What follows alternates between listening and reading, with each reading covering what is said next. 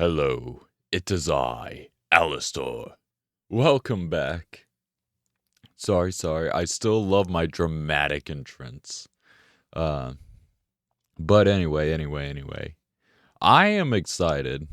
We finally get to jump back into Tsukihime. Personally, I've been wanting to try and do it during night because it is a more mature game.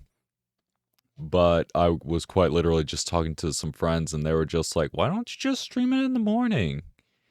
You can do that. There's no problem. So here we are in the morning, Tsukihime, which is at night.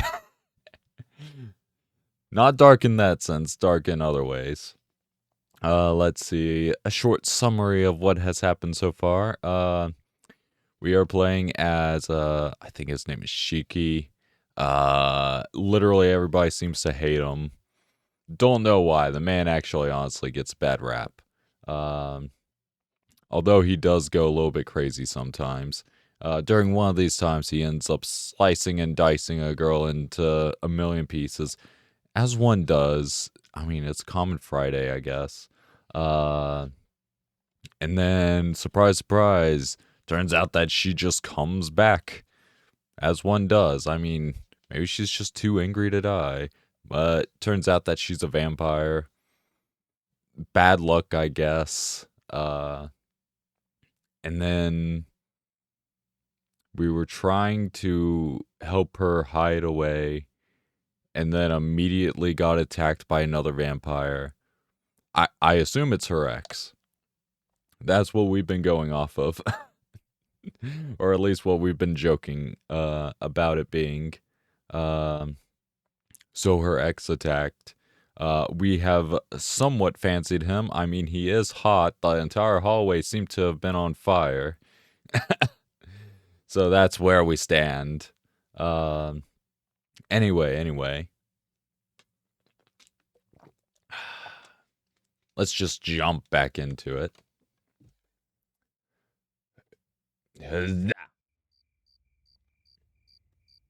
Good. Let me get my reading voice back in. Arswin and I have arrived at the park at a little past 9 p.m. I'll be going over this one more time since... Oh, wait.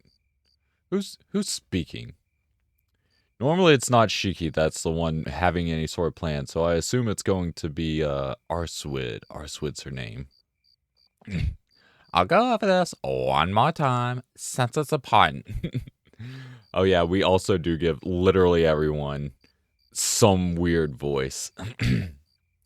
That apostles have lived for a long time are able to wield eminent arts. Yes, you haven't said this a single time. I'm sorry, but what? You're just like, hold on. Before we get into a fight, let me know he has these super cool powers. Forget about it though, because I'm more awesome. You can think of it as a curse unique to a vampire. Ooh. One gained from consuming blood, this curse of theirs transcends the power of ordinary vampires. I mean, mine are better, but needless to say, Vlad is a vampire that's reached that level. Hard to think. The guy used to just sit around all day, but I guess he got strong or something. Defeating him means overcoming his eminence art at the same time. I'm assuming that's why everything was on fire. As a human, you can't stand a chance against his flames unless I extinguish them first. Until I do so, it's vital you stay away from him. Hey. Wait, we're not gonna give you two alone time. I see what you're trying to do. What are you talking about? I'm not interested in him. Our plan is simple. First, Arswid will lead him here. She told me that vampires can sense one another's locations unless they make an effort to conceal their biological wavelength or something. I guess vampires are radios? Apparently, Vlav isn't hiding his wavelength at all. though Arsud wasn't sure if that was because he doesn't want to or because he can't. Luckily for us, that means she'll know exactly when Vlav approaches us and where from.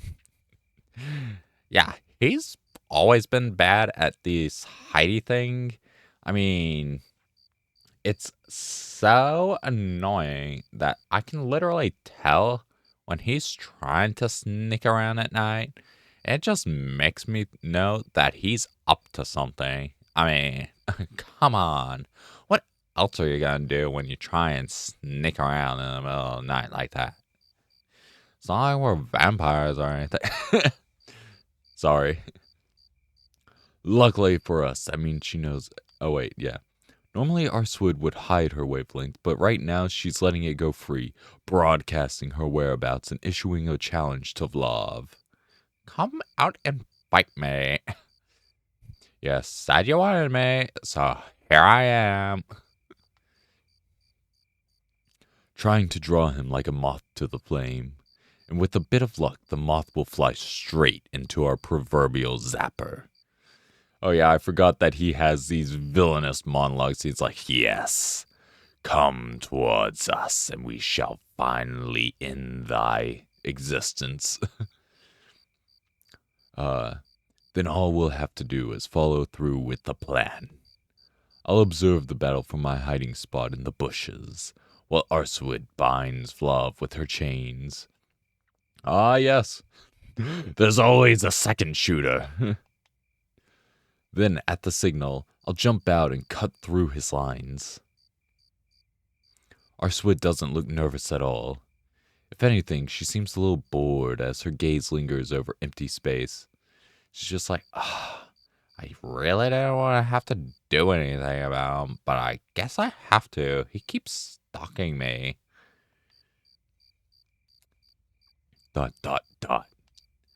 I wish I could be that calm. I grip my knife tight in my pocket. It's a bit nerve-wracking. There are a lot of uncertainties in this plan. True. What if he just doesn't come out? Maybe he's like, I don't think I could face my ex. Hey, Shiki, maybe you could just have her. I don't feel like coming out again. For one, it hinges on Vlav not noticing me while I hide. Oh, that's true as well. He's just like, hey, Shiki, over there in the bushes, can you can just have her. I don't think I could face her anymore. Arswood told me that the chances of him noticing me were extremely low, but that doesn't mean they're non-existent. True. What is a human to a vampire lord? The same existence as an ant to a god. If he does notice me, I'll be done for. I'll be burned alive without any recourse, just like he did so many within the hotel. True. Shiki is not known for being combat oriented or fire resistant or fang resistant or punch resistant. Basically any sort of resistance he doesn't have. Even so, I'm fine with those odds. Are you? I agreed to this plan knowing full well the risk involved. There's just one more major variable. What if Arswood doesn't bind Vlav? In other words, what if Vlav manages to beat Arswood? Forget about that, Shiki. I'm amazing. He's obviously not even gonna be in my same league. You can just forget about me losing. I'd have to deal with him by myself. It would come down to me and a single knife to defeat Vlav and save Arswood. I don't think your knife can cut through fire, Shiki. Maybe you should rethink that idea. Maybe if she falls, you just run? What sort of, I don't know, honor or anything do you have for this random vampire? You killed her once already. Yourself. Oh. Oh, his heart skips a beat as he remembers those emotionless and unyielding eyes before him, not even considering his existence prior to reaching towards him. The heat searing his chest, was it from his heart or from the fire? Only he, no one knows. Can I even do such a thing? Can I really stop him? I don't know. Can I face those flames alone? The flames of love. Oh yeah, I remember now. Shiki is also in a little bit of a love triangle between them. Less of them towards him and more of him towards both of them. Mainly the thing going for Arswid is the fact that she talks to him and doesn't ridicule him. She is literally the first one in this playthrough that doesn't do that. I tighten my grip on the knife, coiling my fingers around the handle so hard it hurts. An implacable fear wells within me. I can't even pin down what I'm afraid of. Are you scared, Shiki?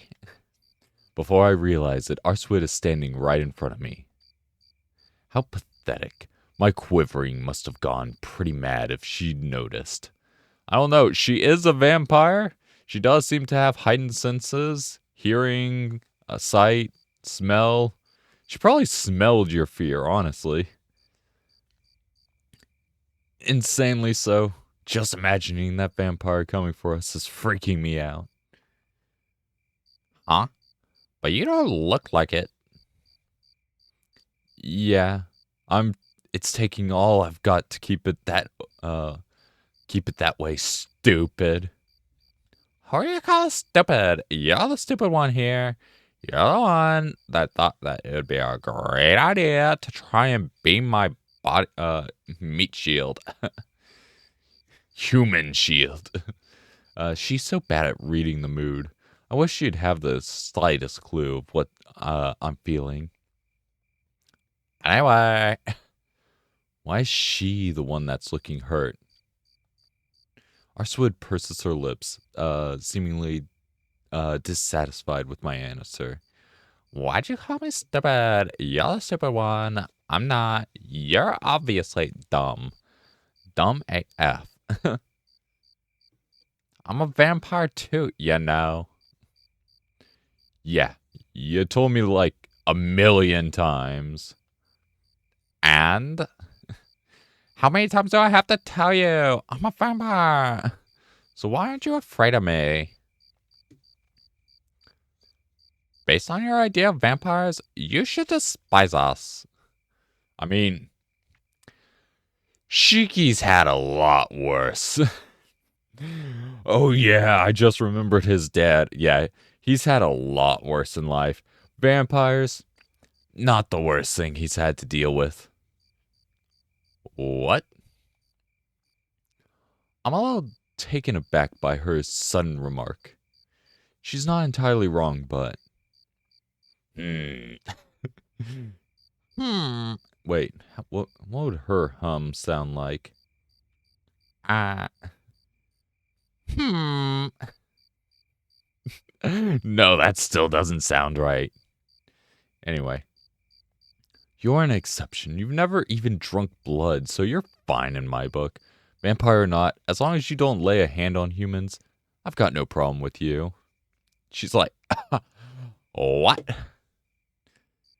Uh, uh, I, I guess that's one way to think about it. I guess that convinced her.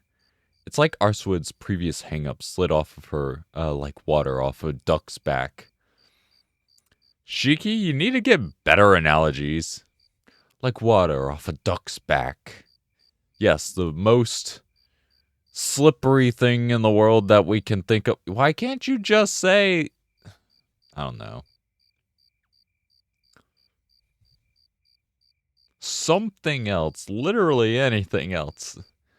The hands on the clock indicate it's now 10 p.m. 10 p.m.? Oh boy, 10 p.m. According to Arswid, this is when vampires start to get active. Yeah, he'd always want to try and start stuff up at like 10 p.m. right when I was going to bed, and I was just like, no, we can't. He's likely coming up underground. He's likely coming up above ground now. I don't know where he's holed up, but he'll notice Arswid's presence as soon as he wakes, and likely make a beeline for the park. Yeah, he's always been so predictable. He'd take one little look at me, and he'd instantly come running. The gall. Is he insane? I mean, that's quite literally what we were just talking about. He does seem to be insane for you. He's crazy for you, Arswid. Arswid's demeanor shifts. Her words drip with contempt as she turns away from me, peering north towards the station. Arswid? What is he doing? Is this guy really an ancestor? I follow her gaze. Oh no. Oh no. He's just like, I see your wager, and I up the ante. Okay. We just want a nice little chit-chat in the park in the middle of the night, but you just had to draw us into the city, I guess. Is that smoke? Shiki, I'll give you like 3 more guesses. Will you think of literally anything else other than just smoke? Yes, it's smoke, Shiki. Thick black smoke curls upward towards the night sky. There must be a fire down wait. Ah, yes, Shiki finally put it together. There's a fire. It has to be him. It's like there's only one thing that he's known for. Arswid. Is that what I think it is? Shut up! It's him! He's attacking people downtown. We need to go. Saying he's insane might have been a little too generous on my part. Fair. Although the guy does seem to be doing exactly what he knows. He knows exactly what he's doing, I should say. This guy is no better than some sort of lower ranks. He's a beast that draws blood from the people around him to replenish his strength. He has no contempt for what laws govern the modern age, let alone civilized society. Should any vampire care about society's laws? I'm pretty sure the #1 thing is like, don't kill a person, and a vampire is just like, I take offense to that. The sound of a faraway explosion rings through the air. The smoke surges into the air with newfound intensity. This is bad. If he's moving through the downtown area, then this will be on a whole other scale from the hotel. The numbers of victims alone would be at least in the thousands. True? Arswid! I know! We better hurry, Shiki! We run for the station. Just what the hell is going on over there?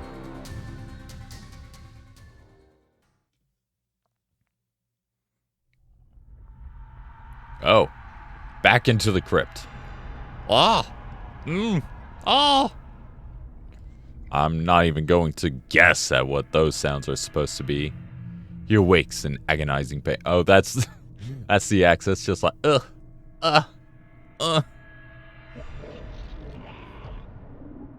His screams pierce the air. There was a loud grinding noise, like a piece of metal getting caught in a blender. His cries are horrific, otherworldly. So horrific, they even make his minions tremble. Ugh! Ah! Ah! He writhes and flails and lashes out, but none of his protests numb the pain enveloping his entire being. A bit dramatic. Okay, I understand. You still have feelings for her and you just saw her with another man, but you don't have to act this way, my man. The skin at his fingertips splits and cracks. Okay. Acid oozes from within his bones, melting and gnawing at his body from the inside out. Ugh. My guy, you're not a vampire. Hold on, are you a cyborg? Are you a robot vampire? His heart shrivels and corrodes from the necrosis, only to regenerate again, forcing him to prolong his own suffering. An unending cycle of torture, doomed to last as long as he lives. His only escape would have been death, but even that salvation was stolen from him long ago.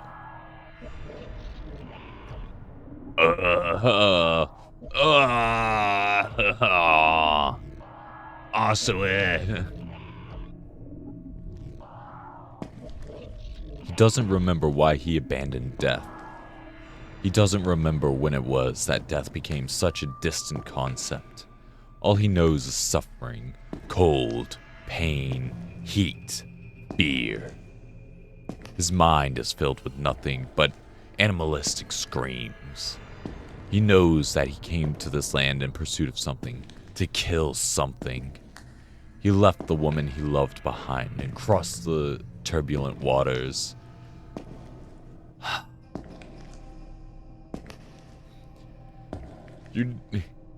You left her? I'm sorry, but this is news. Arswid, have you been lying about the entire thing? Are you the ex that hasn't gotten over the breakup? Okay. This is his last chance. He's just like, oh, I need to end things with her. Otherwise, she's just gonna keep at this. I literally went across the world and she's still after me. He's prepared to reclaim it all, leaving himself no hope for a return journey. The only question is how much remains for him to recover. Day by day, sanity is stripped from his mind. Day by day, the curse consumes his body. Was this fate bestowed upon him as punishment for crimes committed in some distant past? Not even he remembers. He's already forgotten so many things. Whatever it is he yearns to take back, his sanity is no longer on the table. Sanity was lost to him long ago. Sanity can never be found again. His wealth and assets too were lost when he traversed the oceans, and now there is no way for him to return to his homeland.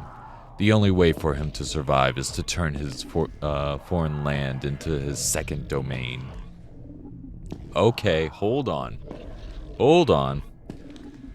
So you're telling me not only did he break up with her, but he is actually secretly rich, and it's technically due to her that he had to abandon his wealth and start up in a new... Arswid, what the hell? You know what? Shiki might actually end up with him.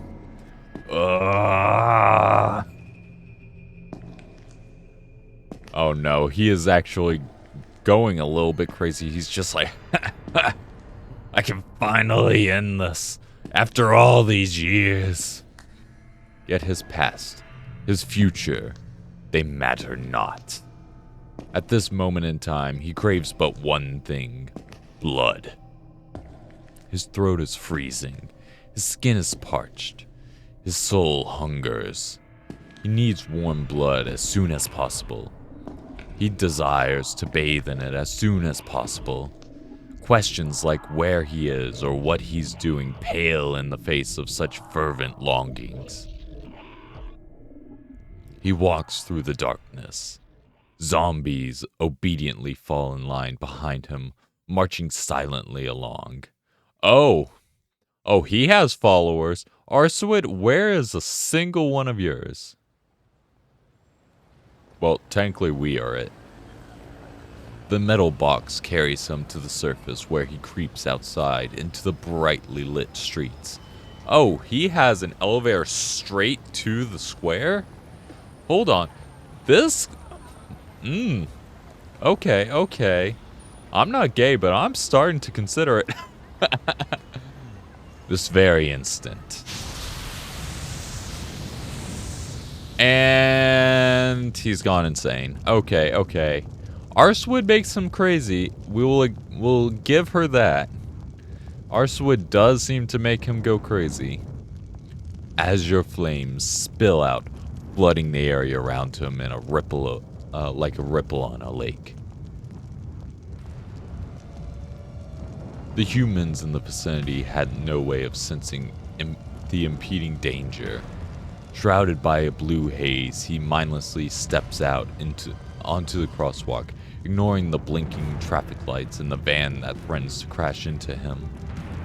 Meanwhile, his ghouls seize innocent passerbys left and right, grabbing them by their shoulders and taking them to the ground. A plethora of horrific noises follow, the crumbling of bone, the devouring of flesh. And though the people scream and cry, none of them flee. By the time they realize this terrible reality has befallen them, they have no recourse. The van collides with the strange man, but at the moment of impact, it is split down the center. Okay, okay, hold on. This guy is aura farming. Okay. Just walks out, sea of fire arises. His minions start taking down random passerbys. And then a van tries to collide with him, but gets split down the center without him even glancing towards it. Okay. In less than a minute, those caught by the ghouls are reduced to pitiful scraps of flesh. Flames fan out throughout the city, scorching the legs off those trying to escape until they are little more than charred stumps. Their wriggling torsos remain behind as fodder for the ghouls to feed on. Hell's pandemonium given life on Earth. Why? In the middle of the pandemonium, the man regains a glimmer of reason. He squints at the dazzling lights around him. Though his thoughts are still drenched in his own pain, the sight stirs disgust within him, providing a brief moment of clarity. Why must this town be so glaring? Filth is something one ought to conceal. Is it the custom of this land to bear it to the world? Before him is a vast cornucopia of humans. Normally, he would feast and drink till his gut was brimming with rich, warm blood, but the urge to do so does not strike him now. Yeah, he's crazy for Arswid right now. He's just like, Arswid, I will literally abandon everything just for you. How can this land be called fertile if the humans inhabiting it have tainted it so? Humans abound. I shall not want for blood. Oh! The azure flames surround the living dead. They engulf the ghouls, changing their very being and rewriting their composition. They become a type of undead fueled by flame. In exchange for their swollen strength, their lives will quickly burn out like candles. Oh! The aura! The aura off him! Yet I seek not the blood of these pigs. His physiological disgust only amplifies his curse. Blue flames spill from his being, rushing across the asphalt like a river bursting free from its dam. There, it finds and claws and devours all living beings. Oof! Oh! In the end, it is all meaningless. Okay. That's actually... This guy's aura farming. I don't see how Shiki's gonna win. I don't see it. The seared human fruits burst and spew their warm juices as he tramples over their flesh. Okay. I did not need that description. I did not need that. He accepts their offering with his head bent in distaste, an act tantamount to being showered in vomit. But what other choice does he have? Literally anything. You could just walk out there. They don't know you're a vampire. If he were not bathed in this disgrace, his body would not move. This light, this prosperity, all of it is meaningless to me.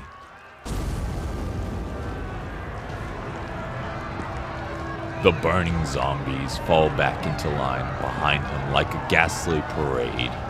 He does not remember what he was chasing, but until he remembers, there is only one thing for him to do.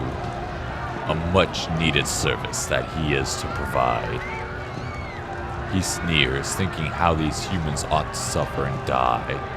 Yes, this bloated den of humanity deserves a wretched end. Okay.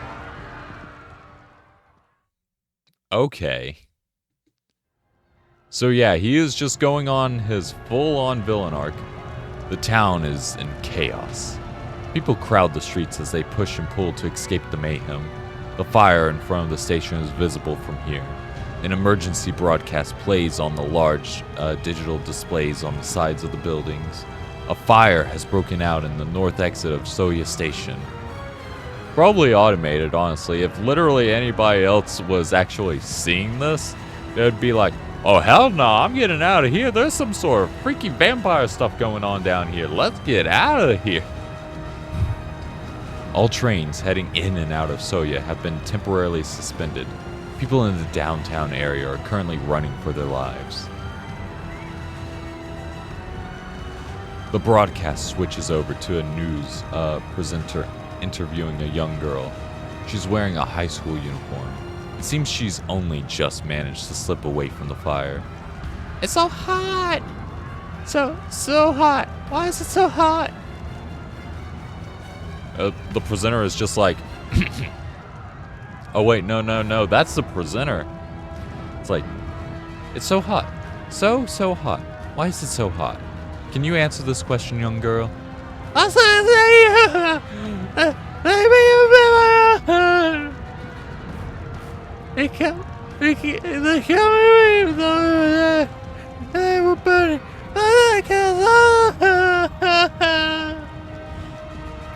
You heard it here first. It is hot because they're on fire. Back to you. Whoa. Sorry, that voice definitely tickled my throat. Ugh. Water. Her voice is panicked, driven delirious by the dire situation. Perfect. That's exactly the voice I gave. This fire spreads relentlessly, and the entire neighborhood has been urged to evacuate. In recent news, I have caught on fire. I will be back to you shortly. Ah! But even with those orders in place, the main street is full of people. They gather and draw together, spurred by curiosity. From a distance, they watch the fire unfold, filming and sending messages to update their friends and family. It's like, just somebody out there and it's like, lol, look at me, I'm on fire.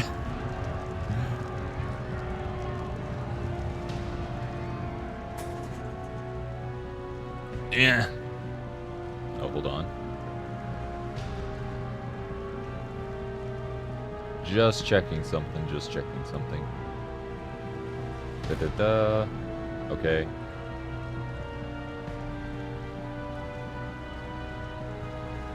Yeah. Gotcha. Sorry, just checking something. Had some notifications. Needed to make sure that I wasn't getting a message that something important happened. I mean, we see a fire right here. I'd really hate to have a fire actually happening. Otherwise, I'm going to be quite literally like that presenter and just being like, In recent news, I am on fire. I shall update you as soon as I start to feel something again. The road to the station has already been blocked off. Fire prevention, perhaps. No. It's too soon for that. There's too many people in the area to be blocking it off like this. I'm sorry, is somebody trying to contain the situation? It's almost like they're trying to keep whatever is inside from escaping. Okay. Yeah. It's people trying to keep the vampire in. Probably the church, if I had to guess. Damn it. We aren't getting through this way. Shiki, over. Oh, wait. Damn it. We aren't getting through this way. Shiki, over here. Our Swid seizes my hand. Without another word, she tugs me along, guiding me through the massive onlookers drawn by the fire. Why did we come back here? Whoa. Hey, slow down. Why did we come here? She lets go of my hand. Our Swid slowly scans the wall of the nearest building. Okay, this'll work. It's my first time jumping with another person, so I should be able to manage this height, no problem. Huh? Jumping? Okay. Our Swid doesn't hesitate for a second. She grabs my arm as if to secure me. We're jumping. Hold on tight, Shiki. Oh, are we going to get something? Moon in the background. Our Swid jumping. Probably doing a backflip. And then me literally strapped to the back of her. It's like, whoa! Ooh! Whoa. Oh, nope, never mind. What we get is a superhero jump. Ah! Wait a minute. Whoa. Ah! I should probably get the screaming goat thing. Play it every single time that I have to do some sort of scream, because I am not good at screams and I don't want to scare everyone. We're flying. No, we're jumping. True, if a person were to jump high enough, or yeah, if a person were to jump high enough, it would act similar to flying, and would technically be indistinguishable. Our Swid leaped against the wall, bouncing off it and onto the next, multiple times until we found ourselves soaring above the rooftops and high across the skies.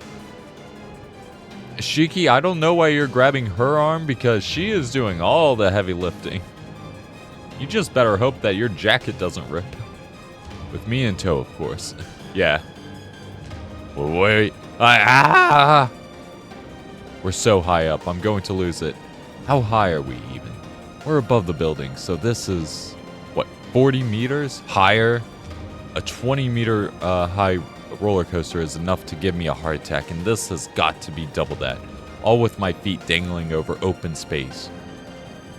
40 meters is insane. Oh, and look at her. She's just calm and collected, just like, huh? What are you? I just jumped. You don't have to be so bent out of shape. It's not like we're gonna fall. I'm used to this. Huh? Shiki. If you don't stop screaming, you'll bite your tongue. True. True, the moment that you guys land and jump back up, he's gonna go through so much whiplash. He's definitely biting that tongue off. You know what? That's probably why he can't make a coherent sentence right now. He's probably just like... Our Swid tilts her head at my screams. But having said that, her movements only grow more turbulent. She's just like, I don't understand. You have to speak more clearly. She jumps from building to building, bouncing off the rooftops like she were a rabbit hopping around the moon. My expression tightens as my body is subjected to forces unimaginable. But just as I'm beginning to enjoy the experience, we come to a full stop. Okay. Definitely gonna... Oh. We're atop a tall building that provides us a panorama of the city. A rooftop garden concealed from unwanting eyes, yet here we stand. Would you mind giving me a little heads... Oh, wait. Would you mind giving me a little heads up next time? The abrupt up and down movement has me heaving to catch my breath. My chest hurts. I'm sure the blood pressure spike was bad for my heart. And even though there was no change in air pressure, my whole body is rigid from coming to such an abrupt halt. It's like I've got the bends. Shiki, this is not the time. You shouldn't be trying to just squat. Even Horsewood here is just like, what the hell are you talking about? That's disgusting. But look over here. Look at what, I don't manage to finish the thought. For a moment, I even forgot about my racing heart. Oh yes, the fire. It's all on fire. Our city, this place that I know so well, its familiar buildings are awash in a sea of flame. What? My eyes adjust to the side and I see the tragedy play out in full view. Fire! The main street is veiled in hues of red as fire colors the town. The flames whittle away the surface of the buildings like a knife. An unholy river of flames, with that man at the center of it, all basking in the rain of blood as he sates himself. Or, hold on. What is it? Nope. That's quick save. Is it square? Yes. No? It's a circle. Look at that aura farming. Look at it. Hold on. Hold on. Look at the aura of this man. I need to definitely hit print screen. There we go. Definitely need to catch that. That's thumbnail worthy. Good. Okay. There we go. Back at it again. Aura farming aside, there are silhouettes spread out in front of him. Police officers have him surrounded on all sides to stop his onslaught. The muzzles of their pistols flash as they all fire on cue. If only guns worked. What? Oh, that's them. Love doesn't flinch in the slightest. He likely hasn't even noticed the police's presence. More silhouettes step out of the flames behind the monstrous man. This guy is literally pulling the Jin Woo. He's just standing there, doesn't even acknowledge their presence. And then all the minions and whatnot just attack. Flaming zombies, yeah. Not just zombies, flaming zombies. They were scary enough as is, now they're super scary. Some of them may have been alive mere minutes ago, but now there are little more than shambling corpses.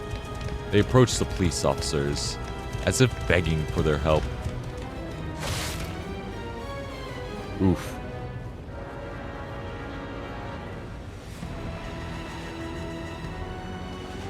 What the hell just happened? Utter disbelief coats my voice. It's too late to turn back now. All the urgent bravado I had in this mission has bleached out by the side of the town. The only thing left is pure horror. There's probably a reason that she wanted him to come out in the middle of an uninhabited park. So, this is a vampire's true power. A power that enables him to kill people just by existing. And we're supposed to defeat him? Yeah, Shiki, that's exactly what I said so many times ago. And you were just like, yeah, I'll be your human meat shield. No problem. No questions asked.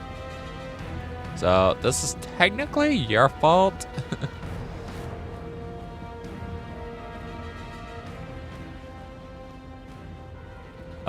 Looks like the church hasn't shown up. Oh, so the church isn't here. Somebody else is barricading. Such an ostentatious display. Oh wait, no, this is her. Such an ostentatious display. Should have drawn them out by now. I guess that means they really didn't dispatch anybody to this country. Very weird. Yeah. We all know why the church isn't in Japan. That said, they closed down traffic fairly quickly. Maybe there's an executioner around? An executor around? Just one of their warriors? Arswood's focus lies elsewhere, away from the river of flames. She seems to be on guard for something else. Well, Shiki, what do you want to do? As you can see, Vlav isn't so sound mind right now. He isn't even trying to find me anymore. The only thing on his mind is slaughter. If we just leave him be, he'll burn through his reserves and grow weak. Knowing Vlav, he'll probably burn down the entire city before that happens, but after he's done, he'll be weak enough for me to beat myself. You want to take it easy? To sit back and watch till our chance arrives, or... I know what she's saying. Do I want to brave the danger to save these lives? She must already know my answer, but she's still checking my resolve one last time. Yeah. Shiki is just crazy enough to jump in there. Not for the sake of the people, mind you. This guy is still pretty anti-people. He does have his own villain monologues, much like Vlav here, apparently. But I don't think he personally wants to see the town destroyed. He likes the city. Maybe not the people, but he likes the city. A chill crawls down my back, but I stare back with as much willpower as I can muster. Ah, got it. Our objective remains unchanged then. Oh wait, Well, if seeing all this won't change your mind, you might as well be insane as Vlav. Oof, you lost points with her, Shiki. You lost points. Reminding her of her ex is not a good thing. What should we do now? Oh, what shall we do now? I guess I don't mind starting right away, you know. Starting? Yeah, we haven't fought yet, Shiki. Did you think we were just going to talk things out? Were you hoping that your, what is the term? Toxic yaoi was going to work out? Did you really think so? She's saying she can change the location of the battle. You can do something about this? Hopefully. It's not like I want to be out here in Plainview either. Then please, get him out of here. Got it. Look at that face. Just got it. She has a plan. I'll take him down below. What? There's some kind of cavern beneath these roads anyway. Hold on. This is Paris all over again. There's catacombs under the city. Take him down below? A cavern? What is she talking about? Never mind. This isn't the time to be asking questions. We've got to get him away from here as fast as we can. I don't know about fighting in the catacombs. That doesn't sound like a good idea. But remember what we promised. You're gonna come in after me, okay? Yeah. We have to be different from the X. We have to actually jump back in. We have to do it for her. And before my mind has time to catch up, with all she said, Arswid jumps. She's falling! Just splat, hits the ground, and it's just like, ooh, didn't hit the landing. She abandons me on the roof and leaps into the void.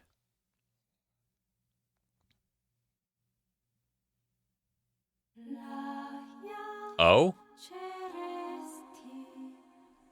There she floats like a beautiful pale flower caught in the breeze. A flurry of air catches her body as she falls from the rooftop. Unfettered from the chains of gravity, unanchored by nature's laws. Instead of falling, she rises gently. Like a ship in the wind, she sails across the night sky. Oh! You know what? That's exactly what I was imagining. I thought she was going to be like doing some sort of backflip over a building with us on her back or something. But no. No, she's just... Wait a minute, she is rising. Hold on. She's... Defy gravity! I can't even be surprised. She's like an infant incarnation of... She's like an infant incarnation of the planet. Every fluctuation that plays across its surface belongs to her. All of nature's blessings, all its fury. That which nurtures life and that which destroys it, both are hers to wield, to embody. Here we go! The beautiful flower swivels her body away from the moon. Her attention shifts from the skies to the ground. It is time for her unbound chains and coiled up anchors to slam into the ground. Below her is the concrete castle, spewing sparks of flame. Ready, set, fire! Ooh! Oh! The flower that bloomed in the night sky transforms into a falling star. The moon lily becomes a tempest to blow away the conflagration. Oh, we're getting fancy in here too. Conflagration? She's a human missile. She must have fallen from a height of some 80 meters in the sky to hit Vlav. No, not fallen. It was calculated. She launched herself right at him. After adjusting her trajectory in midair, she accelerates towards her target with missile-like precision. Oh! The impact! Dirt and debris erupts in a cloud around the impact site. The massive storm of dust sweeps the area. Even the ever-expanding river of fire is snuffed out in one fell swoop. The police officers that had surrounded Vlav are sent flying backwards by the blast. Most of them are instantly put out of commission. Those who weren't knocked out were too overcome by fear to mount any sort of resistance. So not just did she actually hit Vlav with this missile-like attack, but she actually somehow were able to separate the police officers from him? Okay. A perfectly natural response. Yeah, I would probably be afraid too. I would just be like, oh, hell no, I don't get paid enough for this. To serve and protect, I can't even serve or protect against this. Holy crap. The dust settles, unveiling the scene below, or what's left of it anyway. Arswid's attack didn't just take out Vlav. She plunged into the earth and shattered through its surface, taking a section of the station's north exit and a good chunk of the shopping district down with her. Hopefully there wasn't anybody. Well, actually, no. We know there was nobody there. He killed them all. So this is what she meant when she said she'd take him down. The crater has got to be at least 40 meters deep. It feels like I'm witnessing some spectacle of nature on par with the Amazon rainforest or Niagara Falls.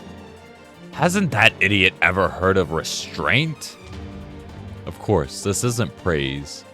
Still, this is incredible. Did she plan all of this, or did it just happen to go well? From my vantage point on the rooftop, I don't spot any casualties. Police officers outside of the blast zone come rushing in to tend to their unconscious brethren. They then set out to withdraw from the area. Reasonable response. I would too. After seeing what looked like a nuke hitting. It's like, oh hell no, we're out of here. As a result, the vicinity is completely cleared of human life.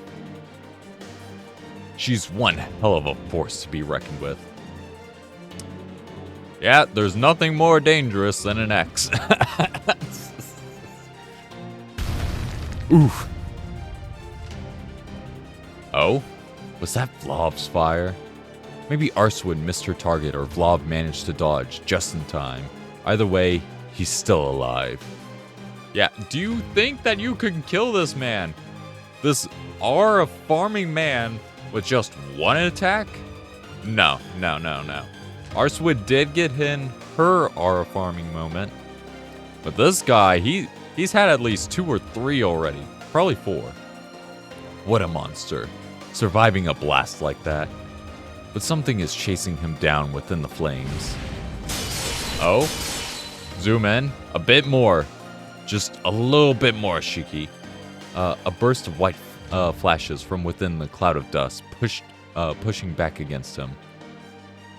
You're gonna come after... Oh yeah, Arswood's words. You're gonna come in after me, okay? Arswood's words echo in my mind. There will be time to think later. Good thing Shiki isn't thinking. I'd probably run if I was... For now, I've got to get down there from here.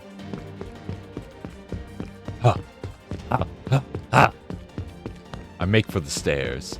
I cut through the lock on the door with my knife. I hurtle down the stairs by the glow of the emergency lights.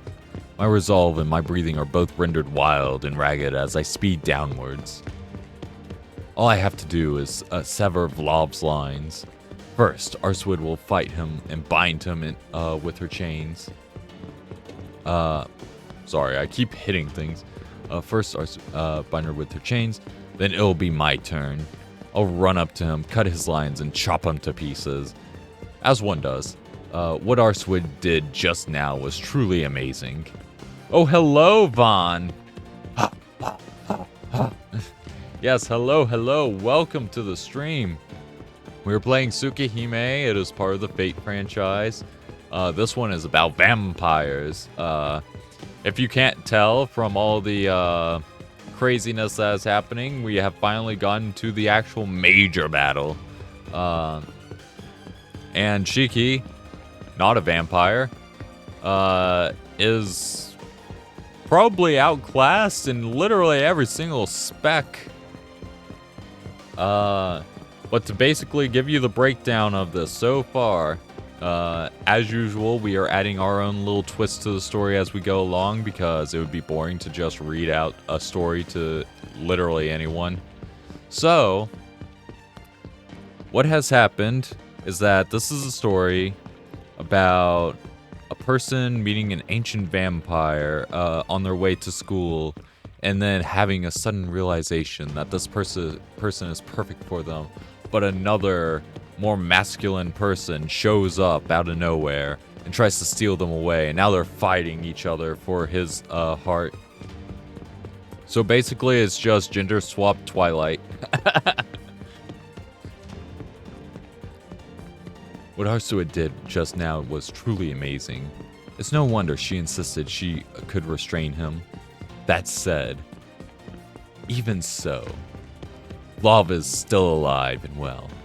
There's a chance that Arswood underestimated him, and if she did, her wounds put her at a disadvantage. Oh yeah, her wounds, by the way, Shiki did it. That's the only reason that she went after him and was like, you're gonna be my human meat shield. You're definitely going to at least be able to take one attack while I try and counter him. Worst case scenario, I'll have to face Vlov alone. No, that won't happen. We didn't plan for this worst. We didn't plan for the worst because there was never any need to. Because if Arswood were defeated, there'd be no option for me but to run away. At last, I make it to an elevator. I throw myself inside and slam the button for the first floor. There's no more time for doubts. Even if there was, I'm in way too deep to voice them. I try to take a deep breath and check myself over. Good. Still in one piece. Body still moving. Shiki, you haven't even gotten to the battlefield yet. You were just looking from the top of a building, and you're just like, okay, I'm still in one piece. I'm alive. The only parts that feel stiff are my fingers. They're gripping so tightly around my knife that they don't even feel like they're part of my own body. Yeah, Shiki, I don't think you're made for this. Is this fear I'm feeling? Am I scared of facing that monster? That incarnation of violence? If that's all it is, then I'm fine. At least this proves I'm still in my right mind. This is a creature that can kill just by being in close proximity to someone. Any human ought to be afraid of that. But that leaves one other fear. The real problem. Is it the zombies? You can kill the zombies, my man. Namely, I'm more afraid of killing than being killed. Wait a minute. I press X to doubt. I severely do. You chopped up Arswit into like a gajillion pieces the first time that you saw her. You didn't even hesitate. You didn't even think about it. You were just like, yeah, I'm gonna kill her now.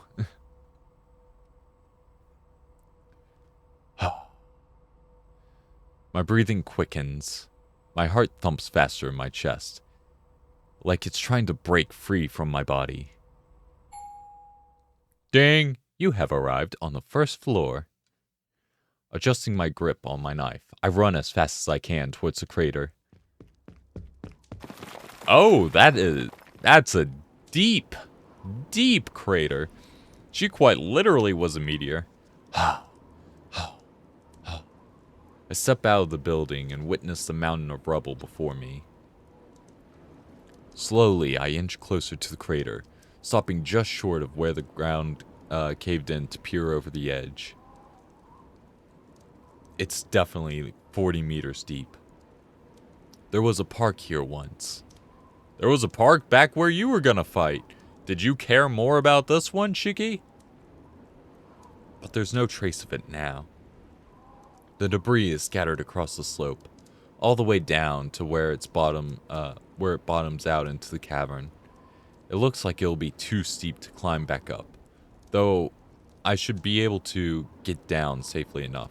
Okay, so it's a one way in, no way out kind of situation. Gotcha. Let me take a little sip of water.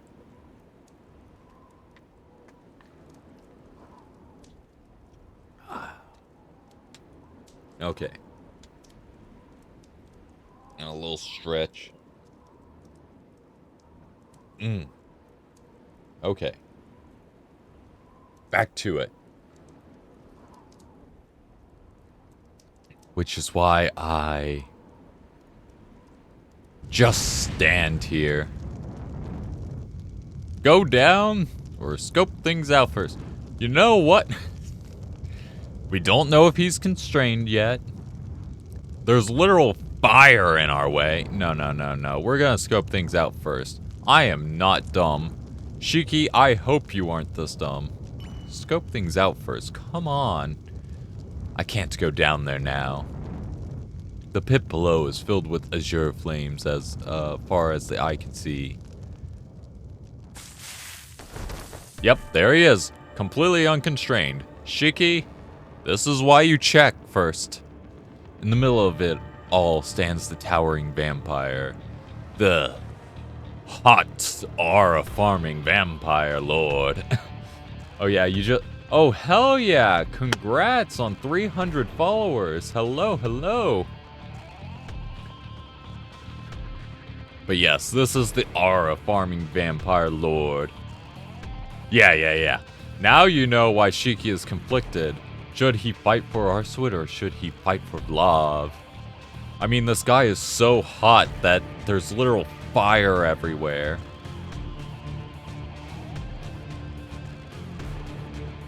Smoke even comes out of his mouth. Come on. The guy doesn't even... His last name is Archangel? Oh, my little edgelord heart. Love, Archangel. You should fight for me, for real? Yeah. It appears that explosion didn't even scratch him. Of course.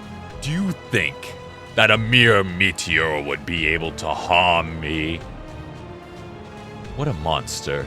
By human standards, he might as well be immortal. But even so, the figure in white still dances circles around him. And this is Arswid. This is the other one that he has the hots for. So does he go for the toxic yaoi or for the toxic girl? By the way, she's a valley girl, so you need to consider that whenever we say anything.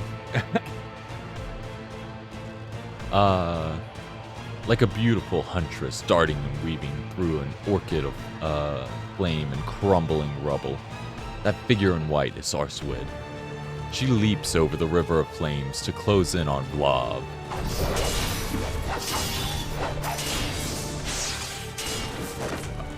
Oh! Where in the hell did he get the sword? In his hand is some crude weapon. At a glance, it looks like a longsword, but its blade is sharp like a machete.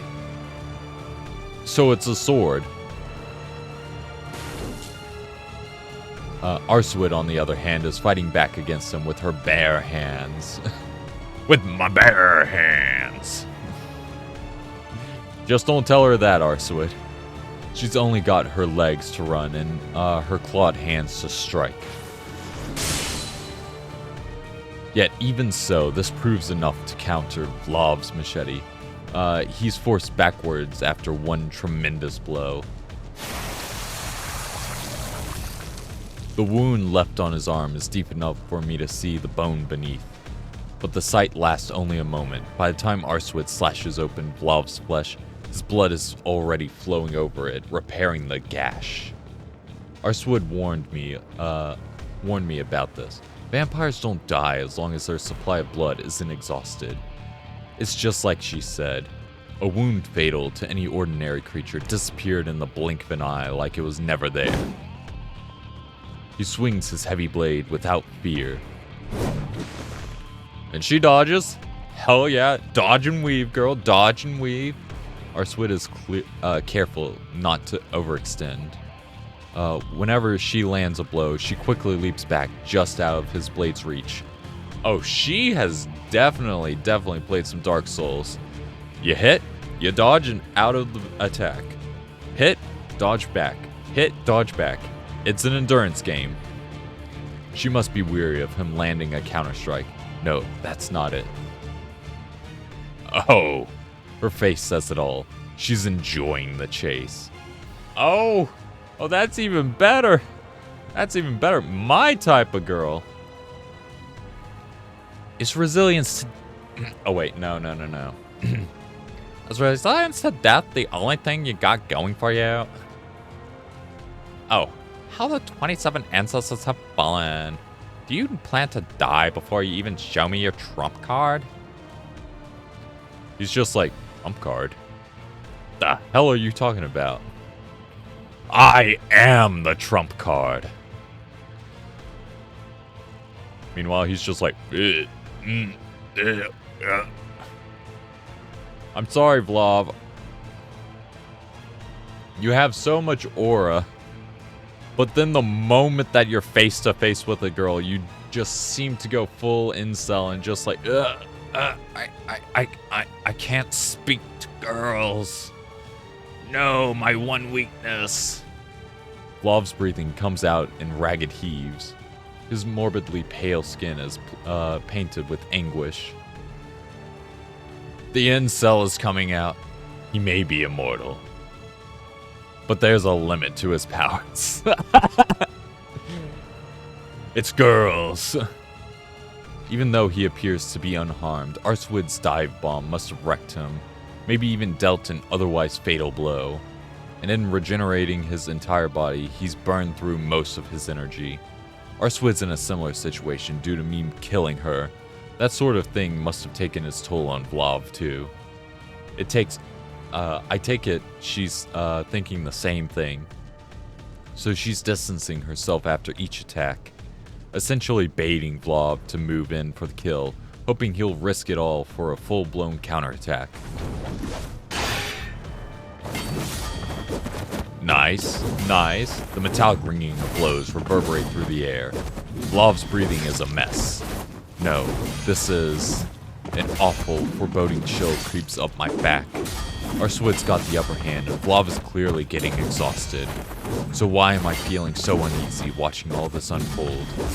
It's as if Arswid's claws are no longer hitting him like they were before.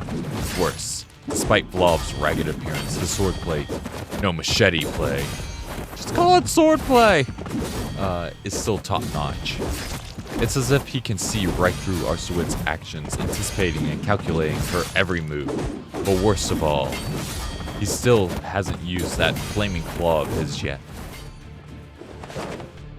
Ah! Yes, words fail him. Oh, here we go, here we go. Fire, finally. Vlav's howl. Oh, Vlav howls. The fire shudders and soars in response. Swirling several meters high, the flame grows into an inferno that towers over the both of them. They then split into countless blazing branches. The underground Colosseum has morphed into a jungle of flame. Walls of fire press in around Arswid, blocking off her escape routes. At that moment, high above her, melting straight through the rubble, hands composed of heat stretch their fingers wide before slamming straight into her body. Arswid! Yeah, I can't do any sort of screaming right now. In that 1 second, the tides shift in Vlav's favor. Arswid told me that she could withstand temperatures up to 3,000 degrees, but these flames just burn straight through concrete. They've got to be far hotter than that. I know this guy. He just keeps upping the ante with the heat. Come on.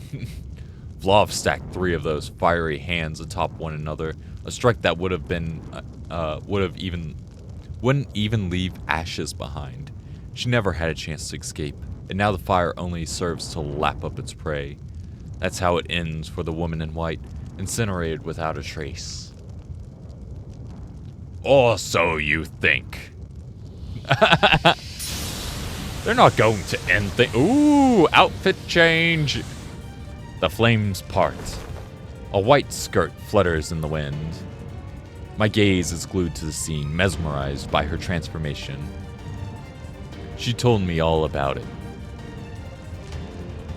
I've got a plan. I'll remake my body beforehand. This black and white battle dress must be the culmination of her plan. A piece of armor that can withstand the heat of Vlav's flames. I wonder if it looks the way it does because it's absorbing his flames, or if Arswid made it that way. Either way, the flames have no effect on her now. Slay!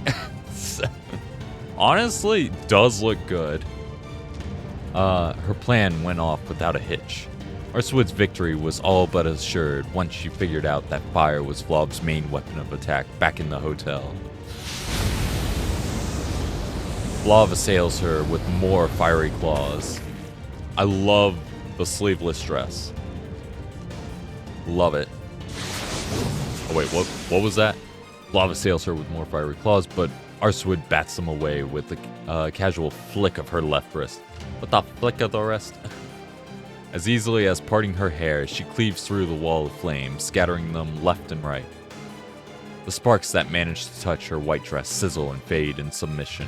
Her golden hair streaks behind her like a shooting star. Oh no! Triple kill! The way she moves and swings her claws now is unlike anything I've seen her do so far. Vlav is forced to stumble back, helpless against her onslaught. The difference between them is astounding. It's hardly even a contest anymore. Vlav went from hunter to hunted the second his flames were rendered useless. Arswid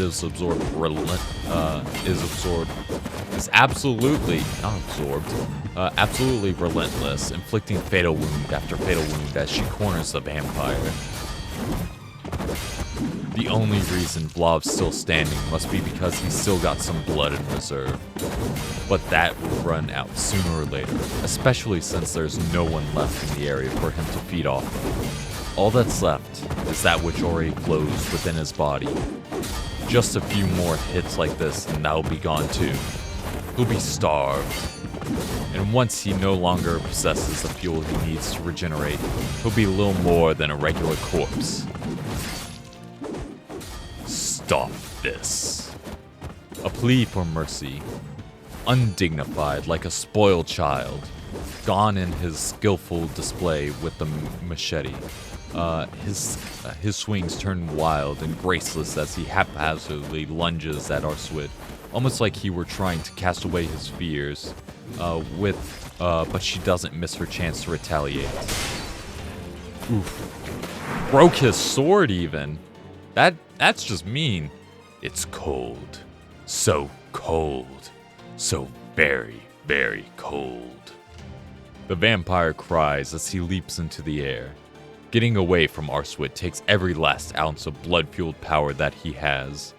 He flees, soaring higher and higher, aiming past the confines of the crater. Even a 40-meter deep crater isn't enough to keep him trapped. It's likely that he intends to scour the surface for more blood to replenish his supply. Get back here! But Ivy wraps around his legs before he has a chance to escape. I didn't think Arswid would have Ivy powers? Why do you have plant-based powers? She hasn't shown anything like that so far. It sprouts from the earth in a flash, tangling itself around the vampire with incredible force and drags him right back into the center of the hole. Get back here! Oh, he's pissed. Ugh. The river of fire at Vlav's feet is reignited. I watched as the azure flames turn the ivy to ashes, but it's not enough to release him of his shackles. New vines spring forth from this topsoil of ashes. No matter how many times he burns through them, the chains remain unbroken, reviving again and again like a phoenix. Even the immortality of a vampire pales in comparison to nature's infinite cycle of rebirth. These vines are the cycle made manifest.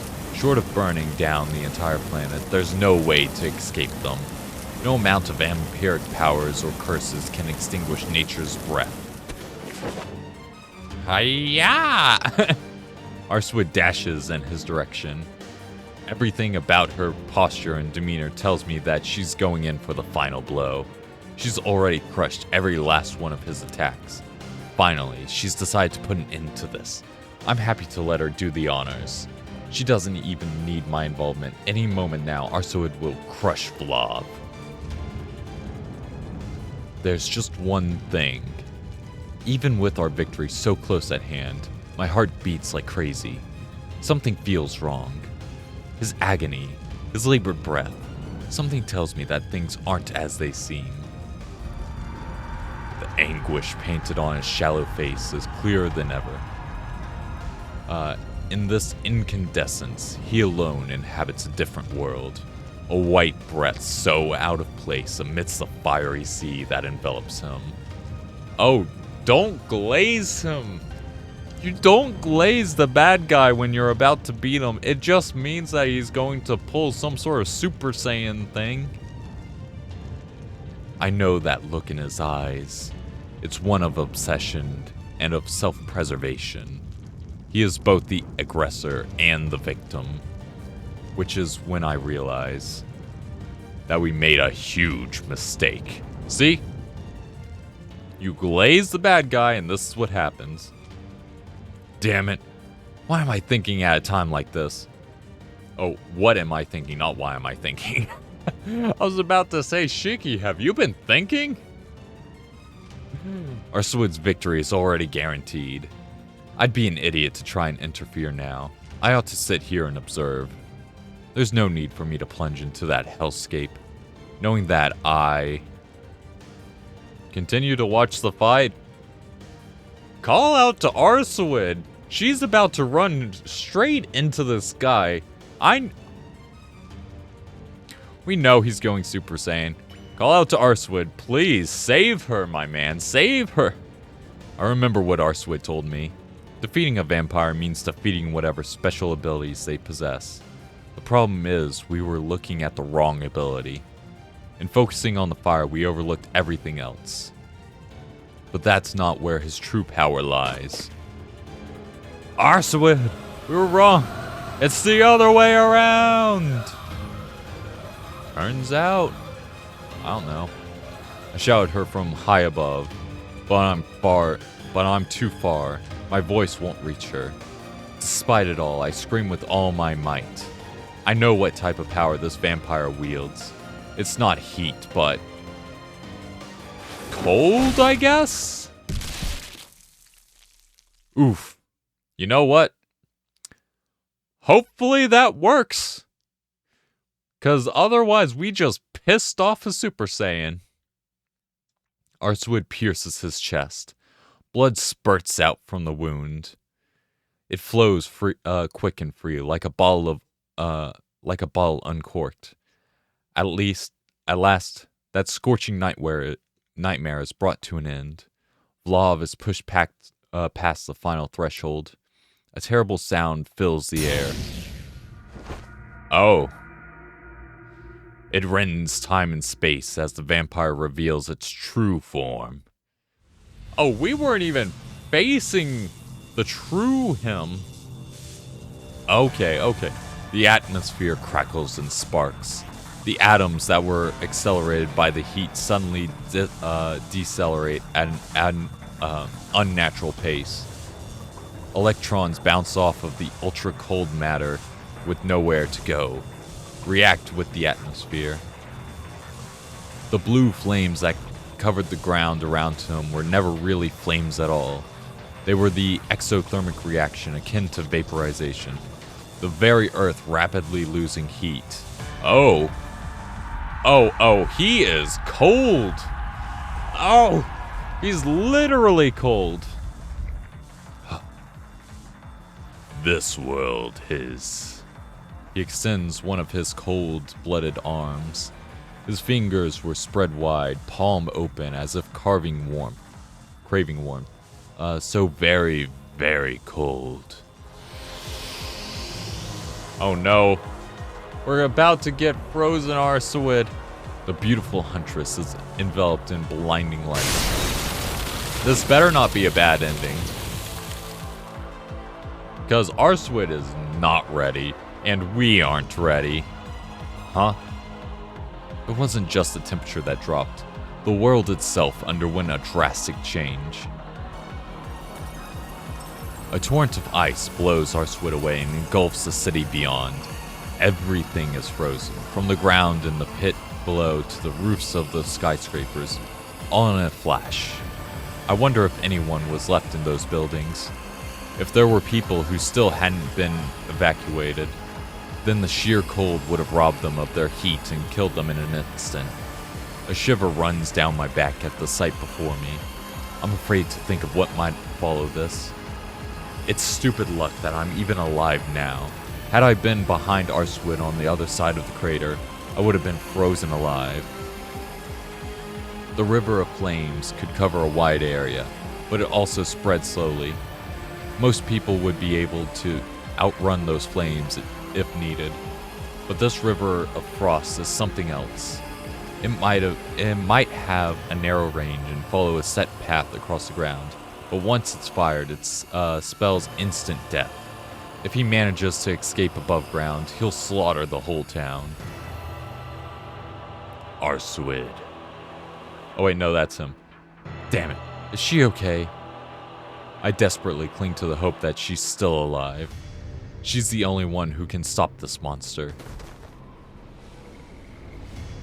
There. Oh, wait. No, never mind. That was Shiki. There. Spar in the middle of the glacial river. Thank God for our squid being tough as nails. I mean, she's probably not gonna like you saying that, Shiki. Honestly, she's gonna be like, I can be a little fragile flower girl if you sometimes. I don't always have to be the tough gorilla type. Ah. Anyway. It looks like that blast of ice didn't even dent her. I see how it is. So, you're actually cold-hearted. Duh. I shouldn't have expected anything more of my ex. It's not like you're insane. You're just fleeing from your own sanity. I suppose even a third-rate dead apostle can topple their superiors if they possess the right principle. Thanks for the wake-up call, Blobby. Our squid stands untouched at the center of the glacier. Meanwhile, Vlav is just standing there, menacingly. Vlav's gaze is as cold as the ice that surrounds him. His eyes are no longer filled with the same pain and agony as before. They're the eyes of a hunter now, stalking his prey on the snowy tundra. I am the one who has awoken. How dare you rob me of that much heat? The hatred on his tongue cuts the air like a knife. He hasn't lost the will to fight. If anything, this is the first time I've actually seen him this motivated for battle. Count yourself lucky, Vlavi. Normally, I'd have finished you off before you even came to your senses. Certainly a certain slasher. Thanks to a certain slasher for making me too weak to bring you salvation quickly. Though, but that was a temporary matter. Yeah, it's all thanks to us that Vlav is still alive. I see. I understand now. So, it was that other boy that was with you. What was his name? But your power is indeed a far cry from what I heard you could muster. How fortunate I am to face you now, weakened as you are. Though I hate to admit it, you're right. But both of us are on our last legs. The next move that will end with one of us being wiped from this earth. So before we get to that, I'll show you the least bit of courtesy. Answer me, lowly servant. Her power. Control over people. Mark of the ancestor, Lesion on the route. I don't have no clue what that is. Welling hollow. Bastard seed of a newborn principle. What is the blood to you? Our squid sounds oddly dire, even considering the situation. Her question sounds like she's condemning him. Even Vlav looks like he was taken by surprise. You shall have your answer. To me, blood is warmth itself. It is the warmth of life, that which heals my frostbite and guides both my world and my principle. Without blood, I would succumb to the cold and find my demise in its icy grip. His tone belies an honest reverence as he clarifies his true nature. She probably didn't even need to manipulate him for that. She probably could have asked and he would have been like, yes, it is. Blood. The blood coursing through my veins is the only thing keeping my cold heart from freezing over. You don't have to go full incel, Vlav. I remember now. There was once an eccentric vampire who's both loathed and feared humans. To avoid them, she traversed the distant seas and built a castle of her own. One of the 27 ancestors, Zarya Offenbaum. Never heard of her. I heard that she never sired any children despite having used her principle to rule over her domain for more than a millennium. Definitely haven't heard of her then. In which case, I suppose you killed her and robbed her of it? Correct.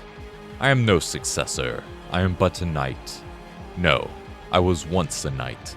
Eternity was never meant for my grasp. Okay, so that explains the swordsmanship. The vampire beckons towards his shadow with his right hand. Ooh. Oh. Is that a sword or... No, that has to be a lance. Out of his unnaturally stretched umbra emerges a strange and massive weapon.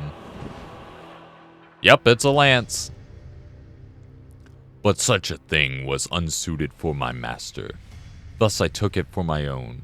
I became a knight who usurped his liege and stole her throne. Now her principle is mine alone. It'll be short reign then. Bold words. You're too weak to manifest your marble phantasm, yet you still dare to challenge me. I don't need it. Nor do I need to be assimilated with nature to take out a simple dead apostle. You are weak, my man. Weak. For someone like you, just my claws will do the trick. The corner of his lips curve into a smile. His gallant features twist into that of a hideous beast. Oh, they are just smack-talking each other before they go in for the kill. It's a wry smile, as if to confirm Arsuid's accusations. The strongest beings are those who are balanced yet ever-changing. Beings like you, even in your weakened state, still exceed my own power. A primordial creature that can weather any storm and withstand any curse. A regular dead apostle would not possess a sliver of hope against you. Now prepare yourself! The air distorts. His twisted desires spur the blue hue to lower the temperature even further. But Arsuid doesn't hesitate. She's fully aware that a direct hit from Vlov's strange lance could be the end of her, yet she still charges head-on. Then... But you know nothing of me. My domain may be part of this planet, but it is not one fit for life. True ancestor, princess or not, let me see how you fare against this hell of mine. Oh. Oof, AoE. A flurry of cold gusts, ice-cold gusts spread outward from Vlov. Arsuid comes to an abrupt halt and throws up her hands in front of her as if to protect herself. Is she just an icicle now? Shiki, we need you to go get some, what would help out here? We don't want to set her on fire. Actually, no, setting her on fire might actually help her. Yeah, get some gasoline, some wood, literally anything flammable. Yeah, we need to start a big fire. The wind screeches as it blankets the surrounding and temperature is approaching absolute zero. And then... Oof. Ooh, that's not good. The giant, otherworldly spear shatters Arsuid's pure white dress. Oh no, not the dress! Oh no, it's... The blast kicks up a snowstorm that blocks my vision. My breath turns white as the air around me cools. Oh, never mind. We don't have to worry about the dress because she just reverted to normal clothes.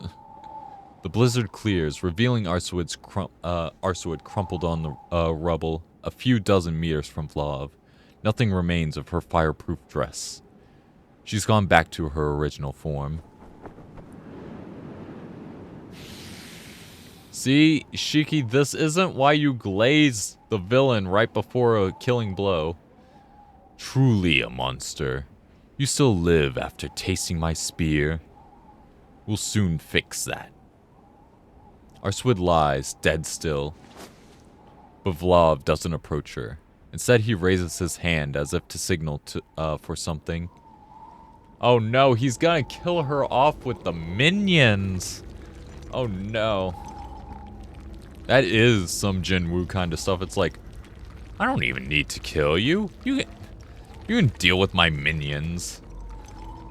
The debris surrounding Arswid creaks and crumbles. Beneath the rubble, the clawed hands of zombies scratch and groan as they crawl out of the dirt. The hunt is over. Go bring her body to me. I will take what is hers.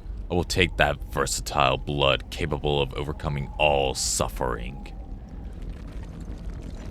At Vlav's command, the zombies head to where Arswid lies, motionless. It's over. Our plan failed. There won't be another chance to chain up Vlav. Arswid is gone, and the city is wrapped in a grim cold. Everyone is as good as dead. What I see before me now are the final moments before the world as I know it ends. Oh, this better not be the bad ending. Shiki, you are still here. You can run down there real quick. Nope, you're just going to sit up there and watch. Never mind.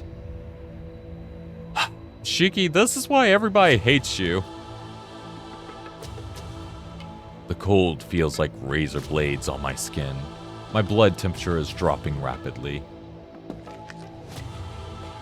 Even living is a challenge in this extreme weather. My brain's gears grind as the pressure in my skull rises. I claw at my chest, feeling like my heart might explode at any moment now. I give myself 2 more minutes at best. The horde of zombies is closing in on Arswid. Despite the freezing cold, the scene reminds me of Midsummer. They're like a file of ants marching towards some spilled sugar under the scorching sun. They'll kill her. They'll tear her limb from limb, just like I did. Just like you did once. Yet I stand here watching it all unfold from the safety of the sledge. At this rate,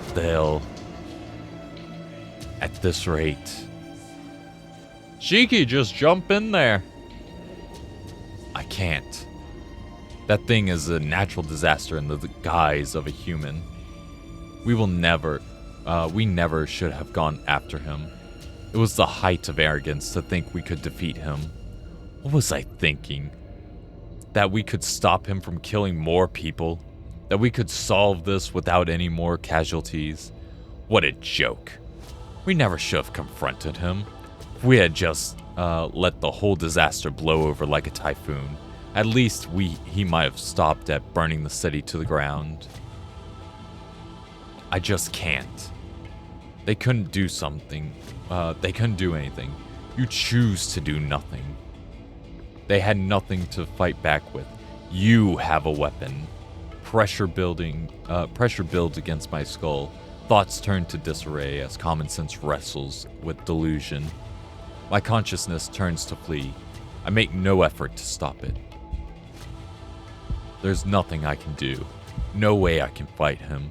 But she... I've done enough. Any more is insane, but she... I should run while I can. Just turn away like a normal person. But she will die. Come on, Shiki. I stare up at the sky. Tall, frozen buildings invade my view. The people inside must have died in an instant. No chance to even manage a scream. Unlike what happened at the hotel, the pleading screams of the people there still haunt me even now. That was just last night. Of course you're not over it. I look over at the fallen woman. The corpses inch closer and closer to her, moaning and drooling. Even now, the river of ice continues to expand, all while the vampire watches over his domain of death with absolute indifference.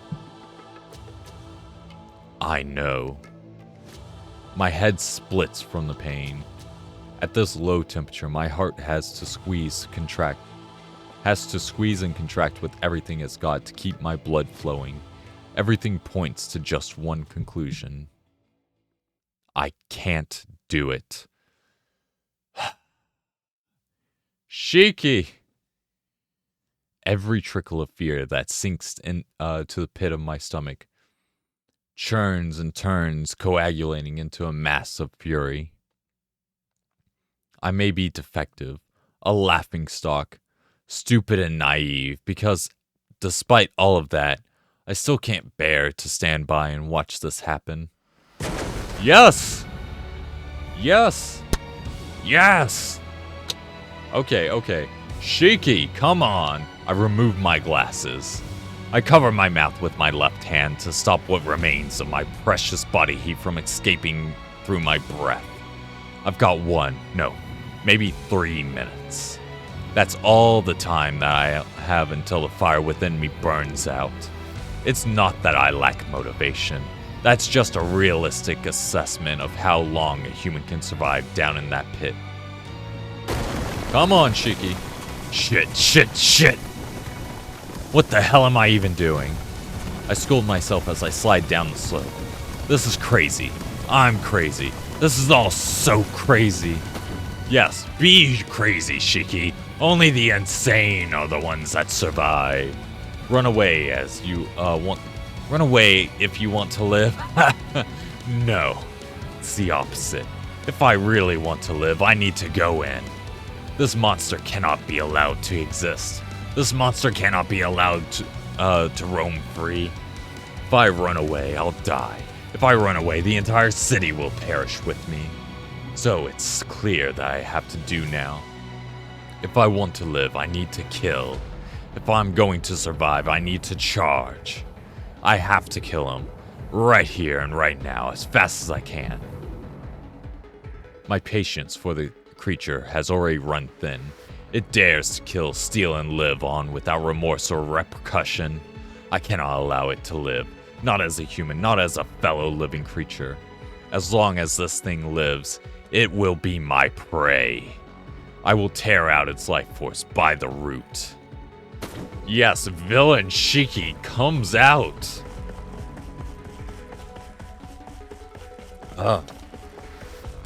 Sorry, I had to get a sip of water.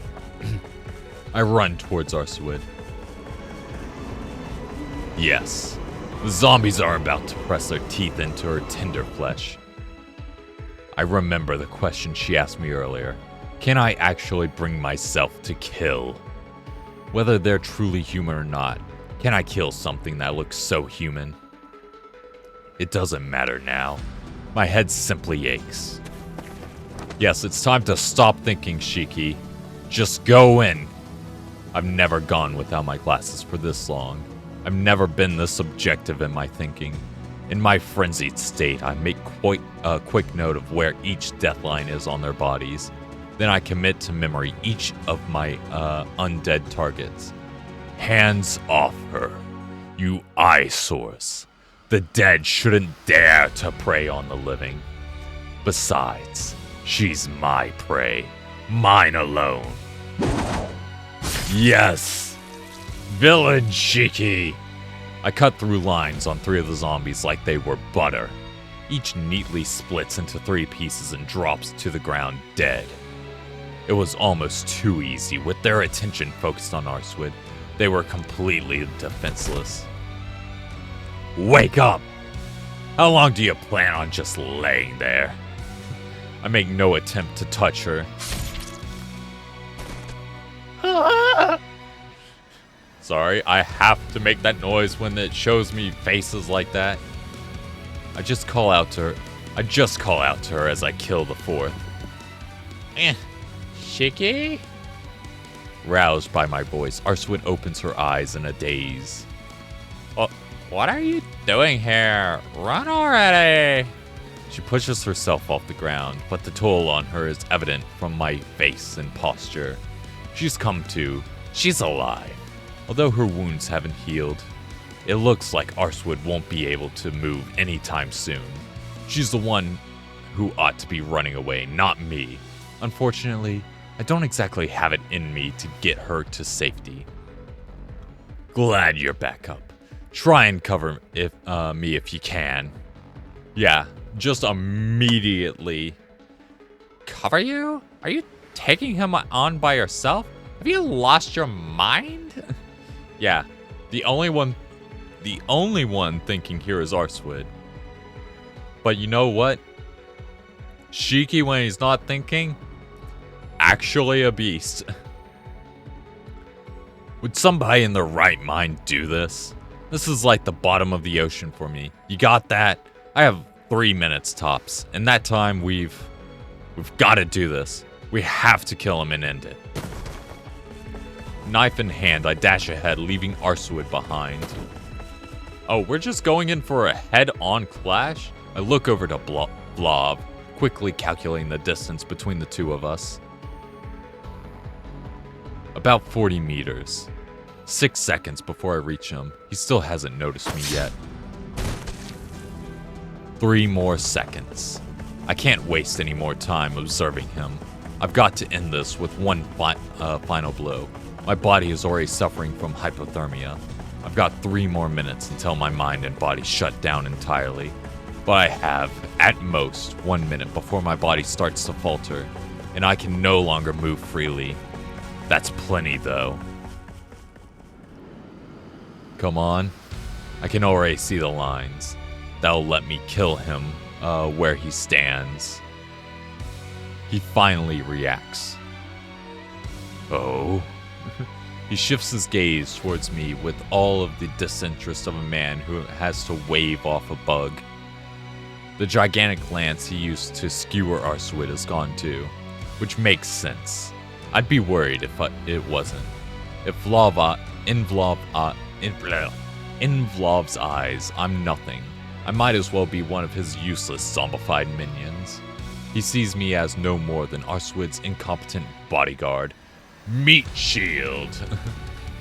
Why stain his spear when he could just as easily crush this insignificant human under his boot? Ha! That gives us our chance. All I can do is catch him by surprise. He's already spotted me, so getting him from behind is no longer an option. But that doesn't mean a surprise attack is out of the question. He doesn't know about my eyes. He'd never fathom that a mere human can possess the power to kill an immortal vampire with a single strike. Oh, but he does seem to be acting. This guy is stronger and faster than you, Shiki. You need to be the first one to strike. It's my only chance, my one shot to cross the boundary between life and death. Focus. All I need to do is dodge his first move. As long as I can do that, then my gamble will pay off, and I'll be able to cut through his lines.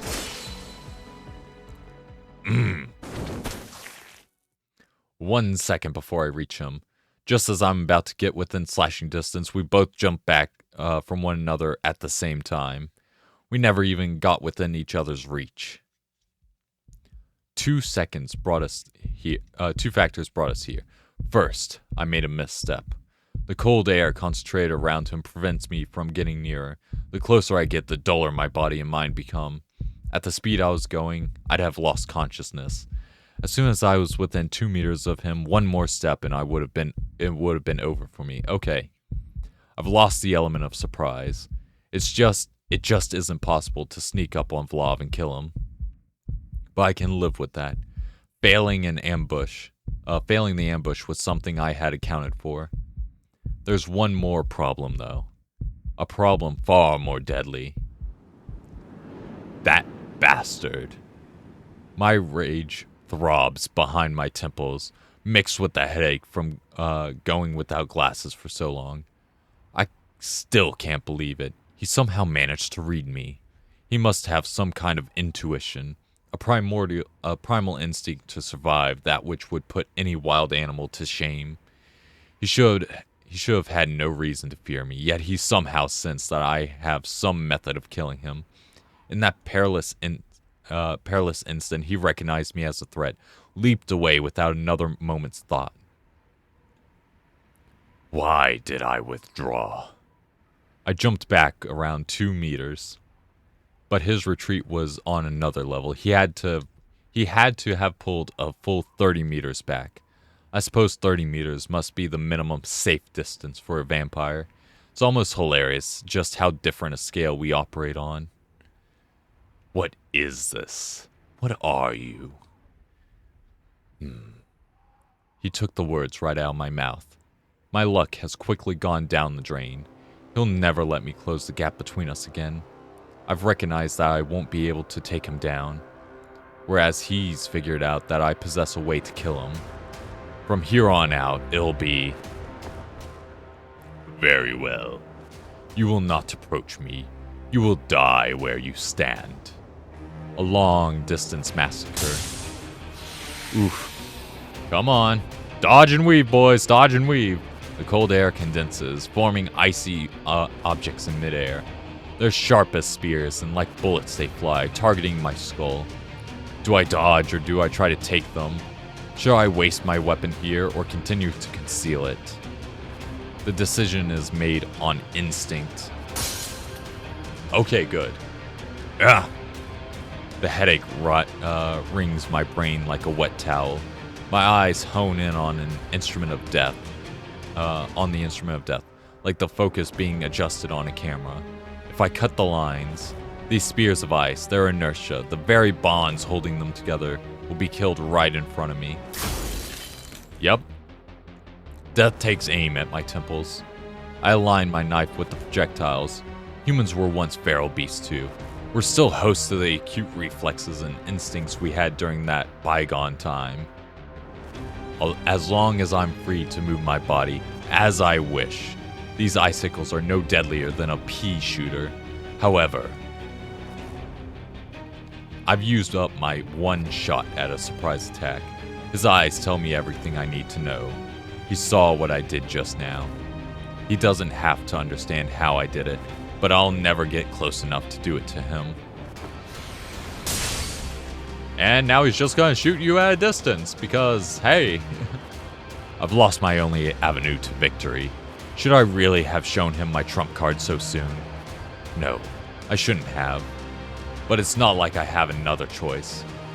I had to play my best hand in order to survive. I'll just have to find something that I can make up for it.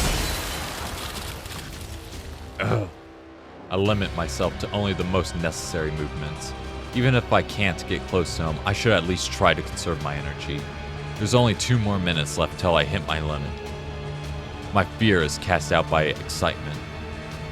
Caught in a battle for survival, my perspective on life and death gets turned upside down.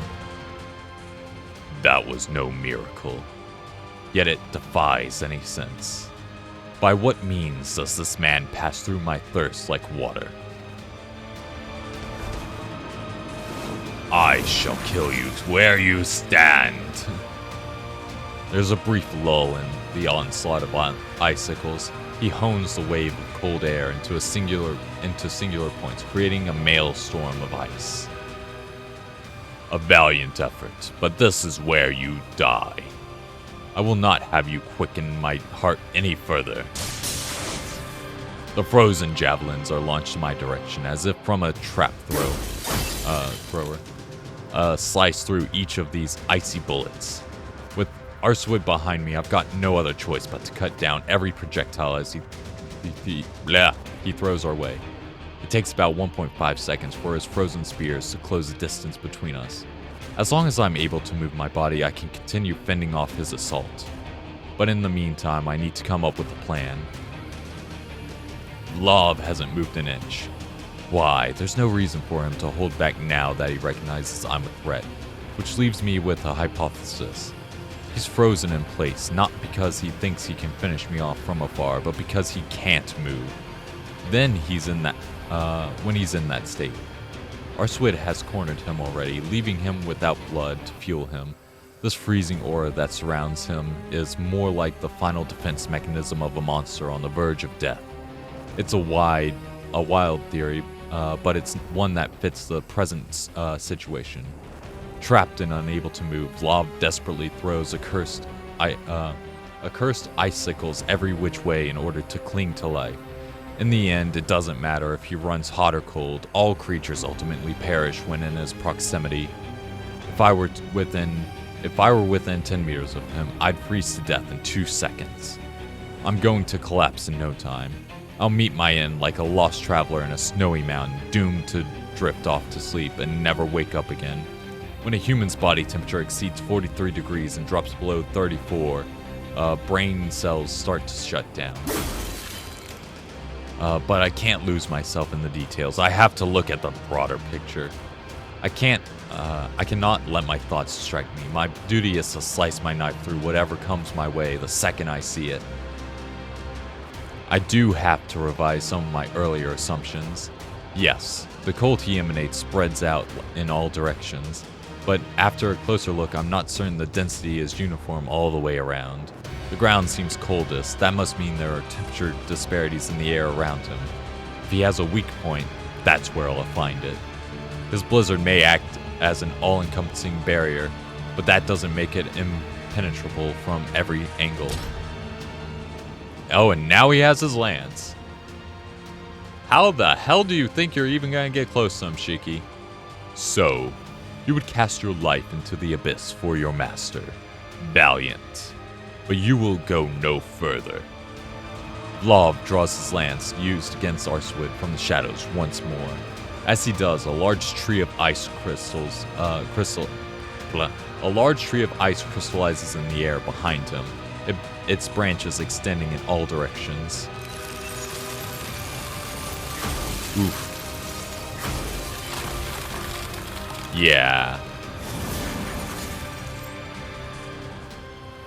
I will simply overwhelm you with numbers. His attack interrupts my analysis. I focus again on intercepting his projectiles. My man, you are not gonna do it.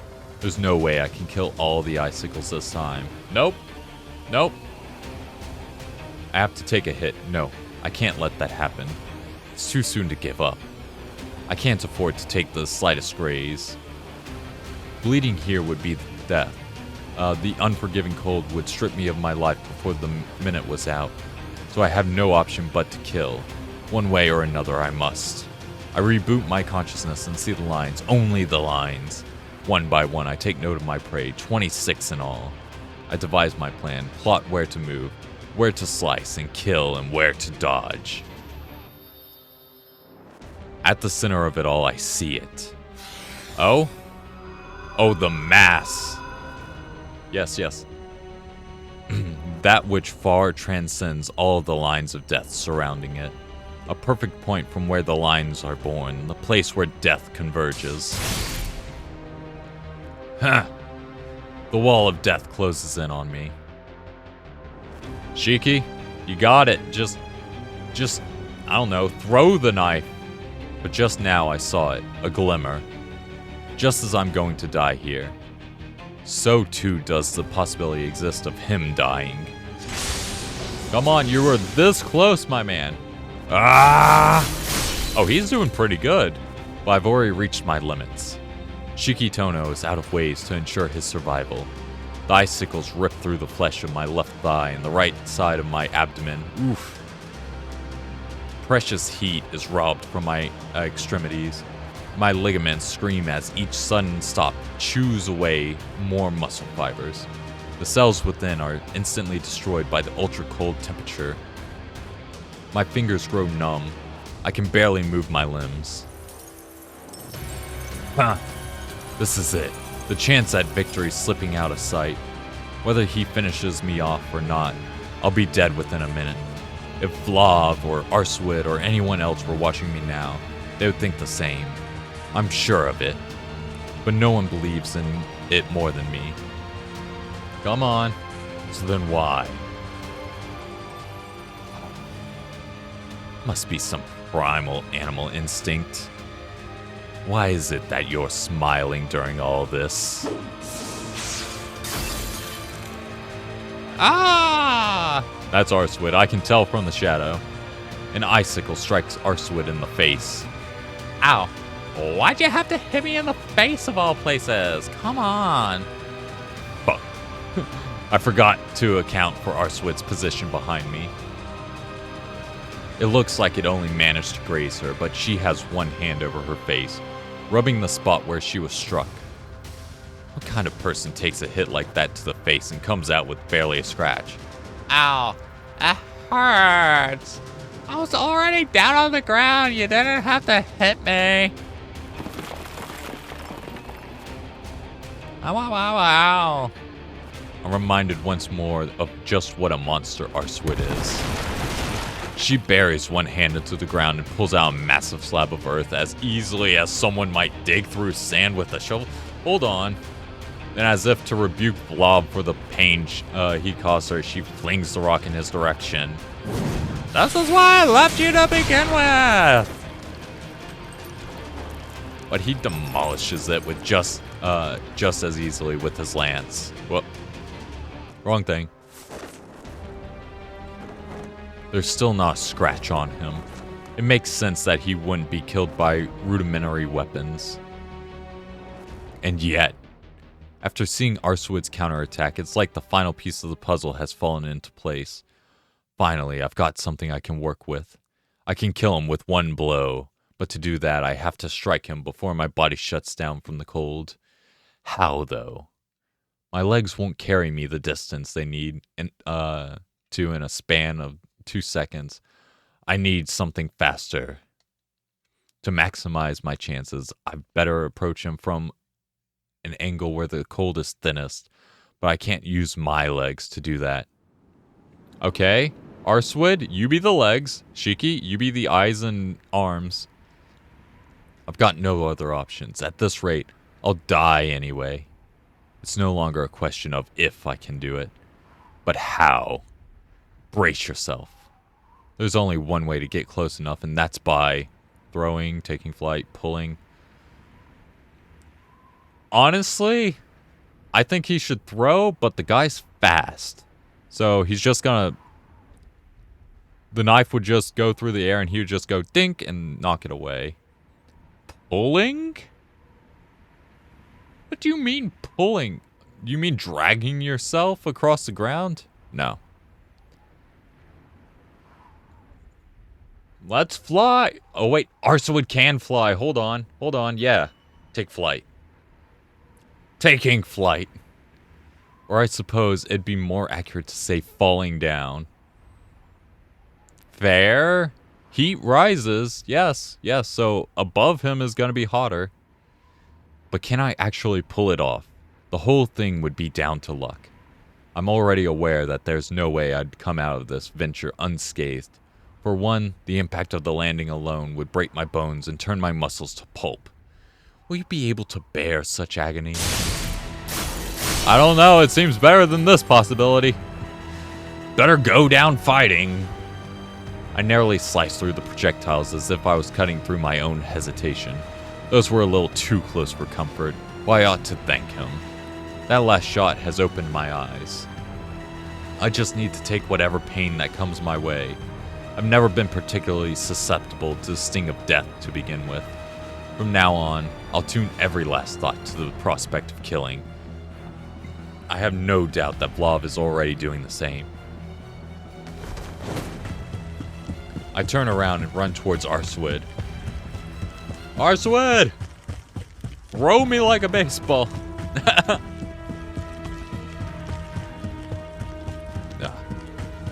Water. Okay. Though doing so depletes me of every last reserves of energy. I couldn't take one more step as if I tried. My enemy is 50 meters away from me, but that's fine. Horizontal distance doesn't matter here. Hey, Arswid, can you do that thing again? What thing?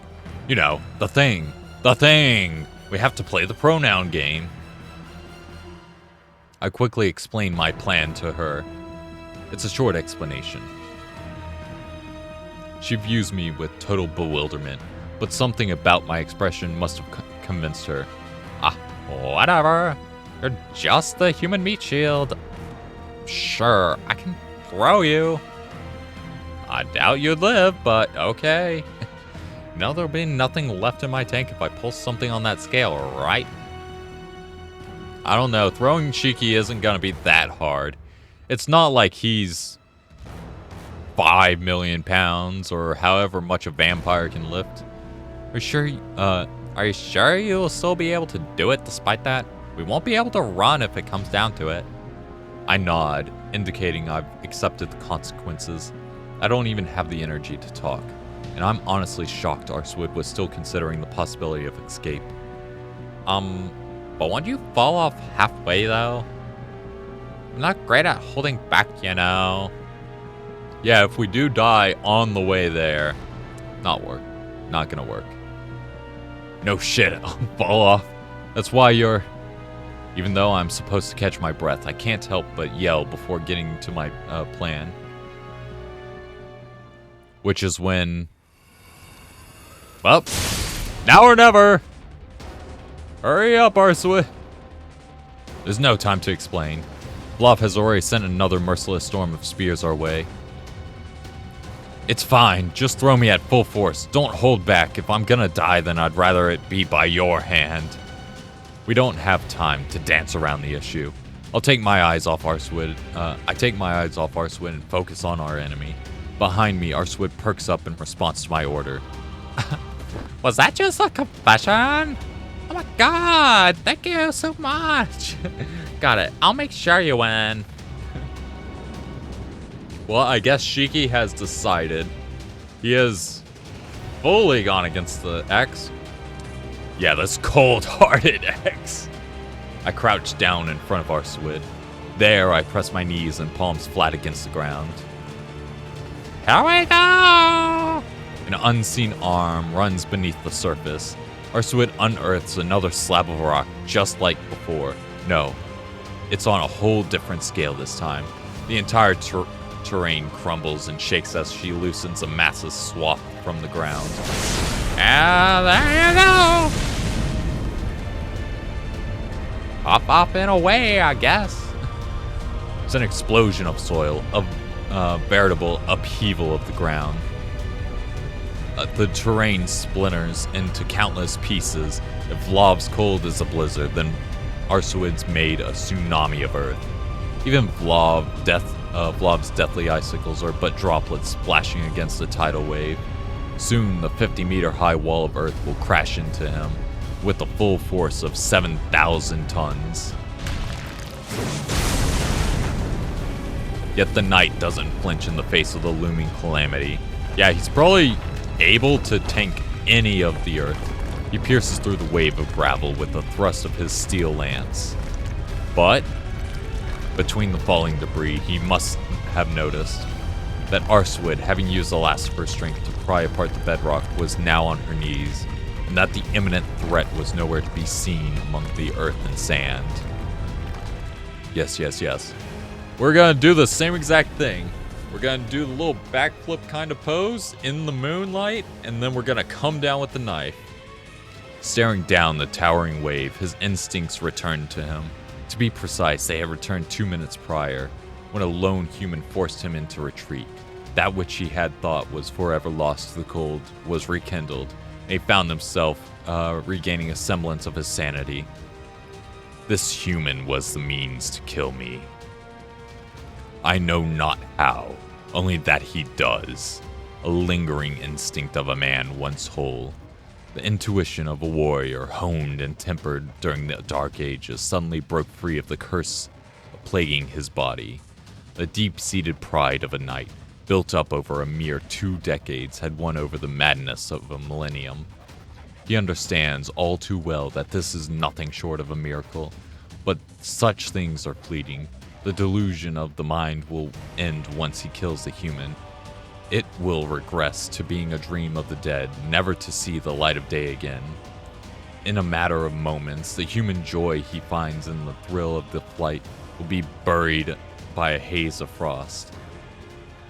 But that's why he intends to relish the development. He understands the enemy's intentions. He'll mask his approach using the debris as cover. He's seen the human's weapon. He knows it can cut through things. Surely the human will use this wall of dirt as a door, burst through it, and encroach on his territory. He readies his lance.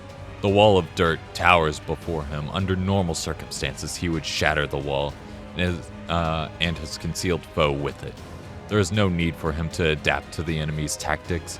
His preferred method of warfare has always been to offer no quarter and crush all resistance. He still has plenty of energy remaining, 10 people's worth of the finest blood. Yet the vampire remains obstinate. I cannot do it. Consuming these souls is the one thing I shall never do. It is his warmth.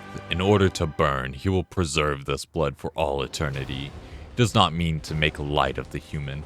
He has already realized that the foe he faces is an outlier. He is more than aware that if the human gets too close, it will be the end of him. Yet there are things even he is unwilling to relinquish. Shatter! Fully aware of his own heedlessness, he thrusts his lance forward, using 50% of his remaining power.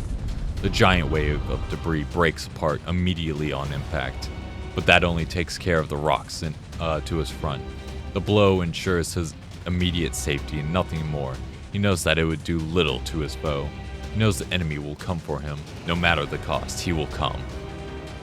He will come. However, unfortunately, there are limits to the human body. It has no way of passing through this rain of debris. Even with the true ancestor princess on his side, some things are impossible. When the earthen waves break, the downpour ends. So will the life of the human. As long as he can find the boy, an ambush is impossible. Where is he? Vlav opens his eyes. They're equipped to peer leagues into the distance. But he finds nothing. Not even a glimpse of a shadow creeping away. Could he have actually managed to kill him with that mighty blow? No, this foe would never die to something so simple. He chastises himself for thinking so highly of the enemy, yet a deathly cold chill runs down his spine. For a single second, he allowed his mind to drift from his foe. He knows that the enemy will come, yet if he is nowhere to be found, then the knight's premise must have been faulty from the start. A path? The vampire looks up at the sky. There he finds his enemy illuminated under the moonlight. Oh! Oh, no, it's not quite. Oh! Oh, I don't. Shiki? You're gonna have a hell of a night's sleep after this. The pale blue ghost lights of the mystic eye of death perception bear down on him. I do like the look.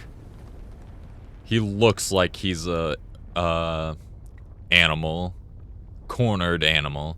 Arswid's aim wasn't just to bury Vlav in debris. It was to lob this boulder into the air, the one I was strapped to, far out of the vampire's view, and more importantly, above the reach of his cold. 30 meters below me, the tidal wave of death of Earth is demolished by Vlav. What remains is just me, him, and the vast open air between us. I steel my nerves as I revisualize the outcome. If I manage to do this, Shikitono will lose both his legs. Even if I survive, I'll never walk again. The certainty crystallizes in my mind's eye. Yeah? You're not gonna be looking good after this. But I don't let that bother me. If I can brace long enough to survive the next 2 seconds, then the result will be well worth it. It took him only a second to find me. When I admire his speed, it'll be 1 second too late. Come on! Create a road straight down. But when you fall off halfway through, I'm not great at holding back, you know. No shit, I'd fall off. That's why you're... Okay. Going to make me a path. This is why I like villain Shiki.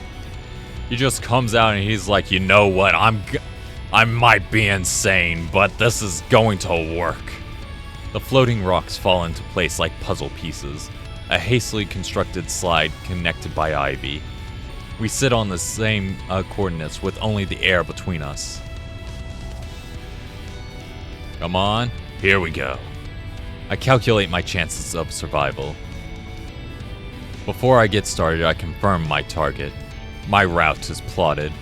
The one-way path, 30 meters in 2 seconds.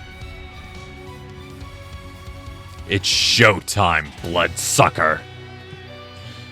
Hey, you don't have to get racist. My descent begins. I plunge down the slide into the maw of death. I've given up on reacting.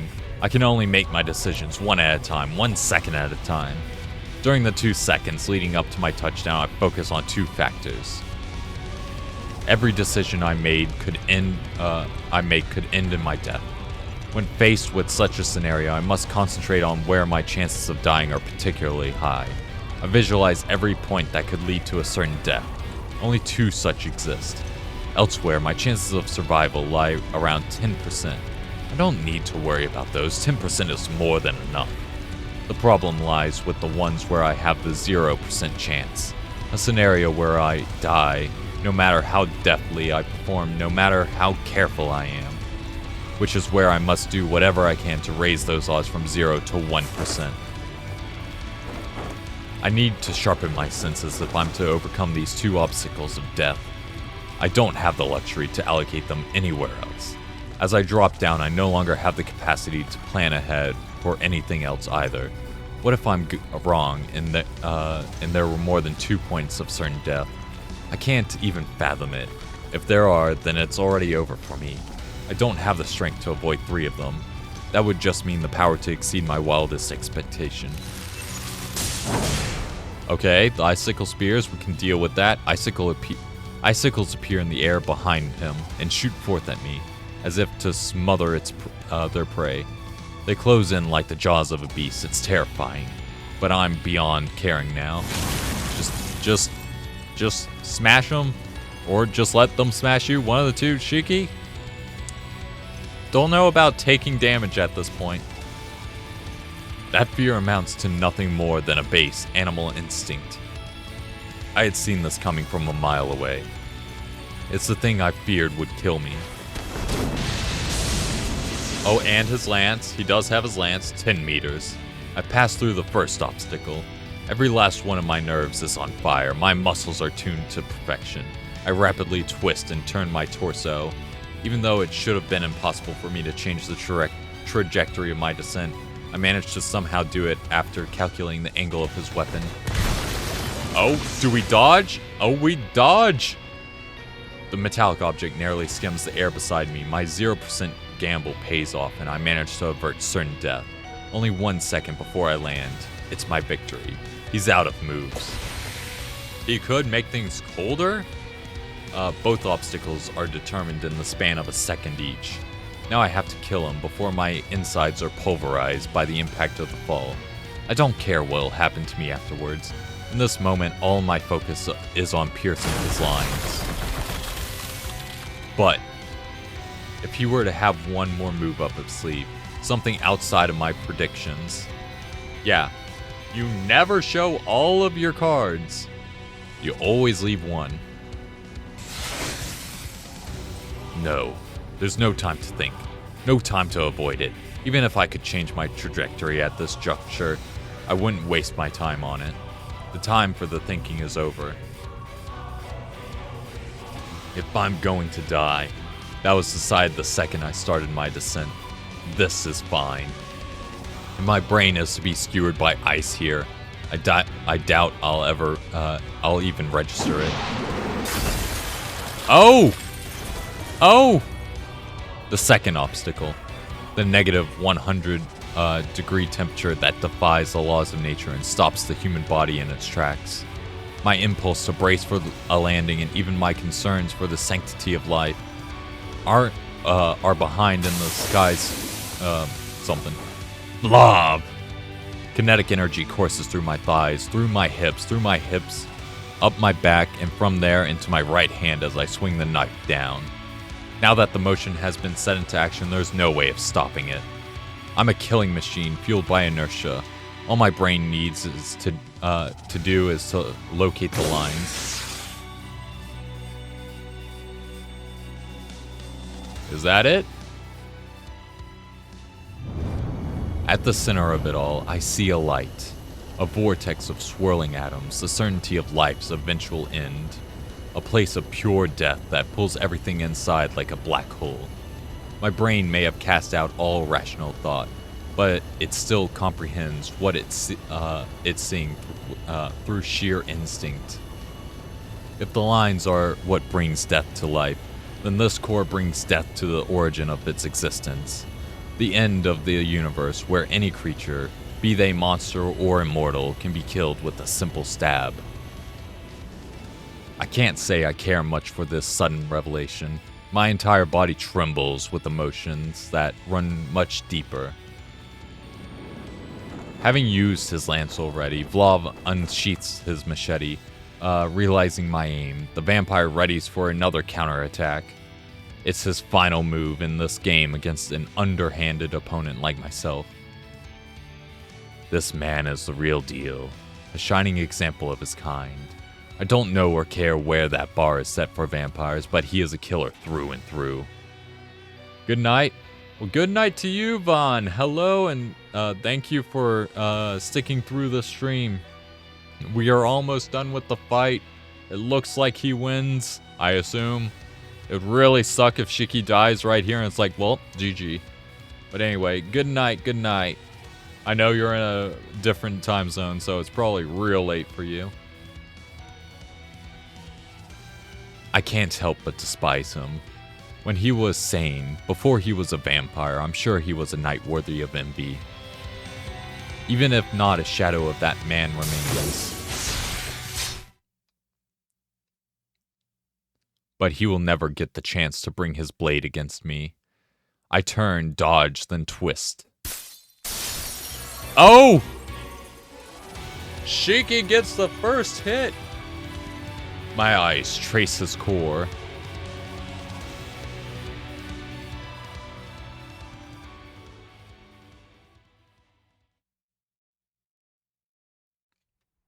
Okay. Okay. In an instant, the surrounding temperature returns to normal. The cold wave disappears alongside its master's life force, but the man still remains upright at the center of it all. What is this? Dazed, the vampire speaks to himself. I do not know this wound, nor can I recall this loss.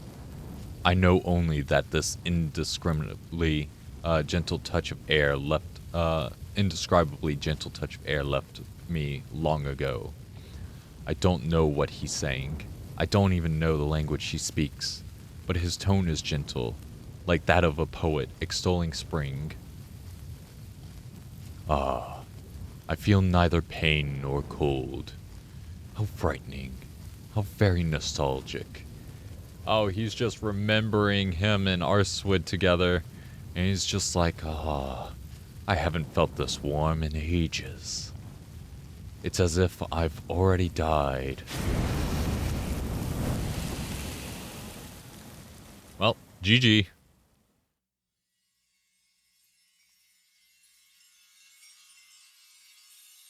Rip, Shiki. I'm so done. Yeah. Turns out that toxic yaoi, it's still toxic.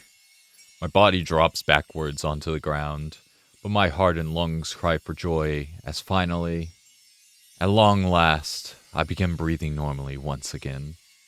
I can't move either arm. I can't even tell whether I'm still holding my knife. All I can be sure of is the throbbing in my body and my rapidly fading consciousness. It's a blessing in disguise.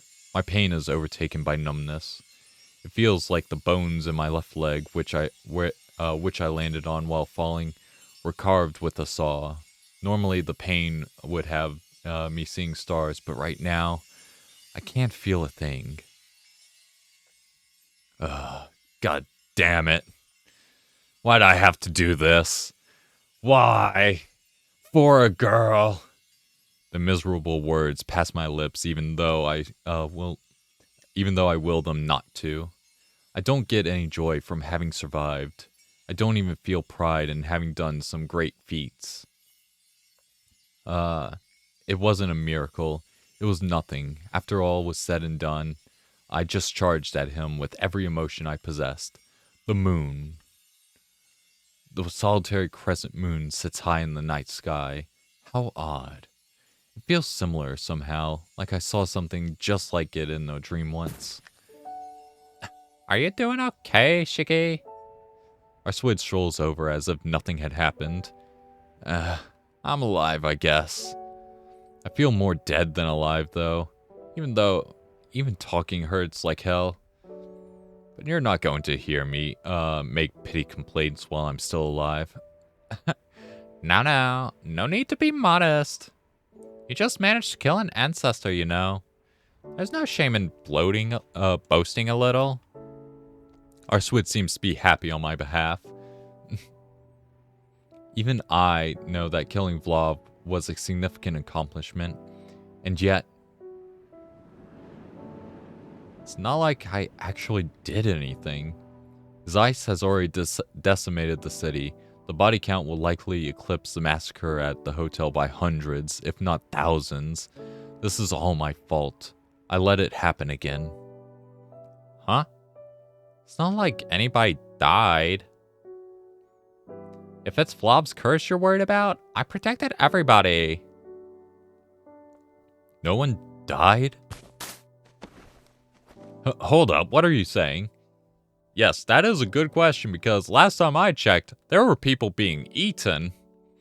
I tried to fling my body upright, but my left leg screams from the motion. I find myself still on the ground, wincing in pain. See, you ought to be lying down for now. Doesn't matter. What did you just say now? No one died? You're serious? I am. When Vlov's principal went wild, I managed to keep it contained with a constrictive coating.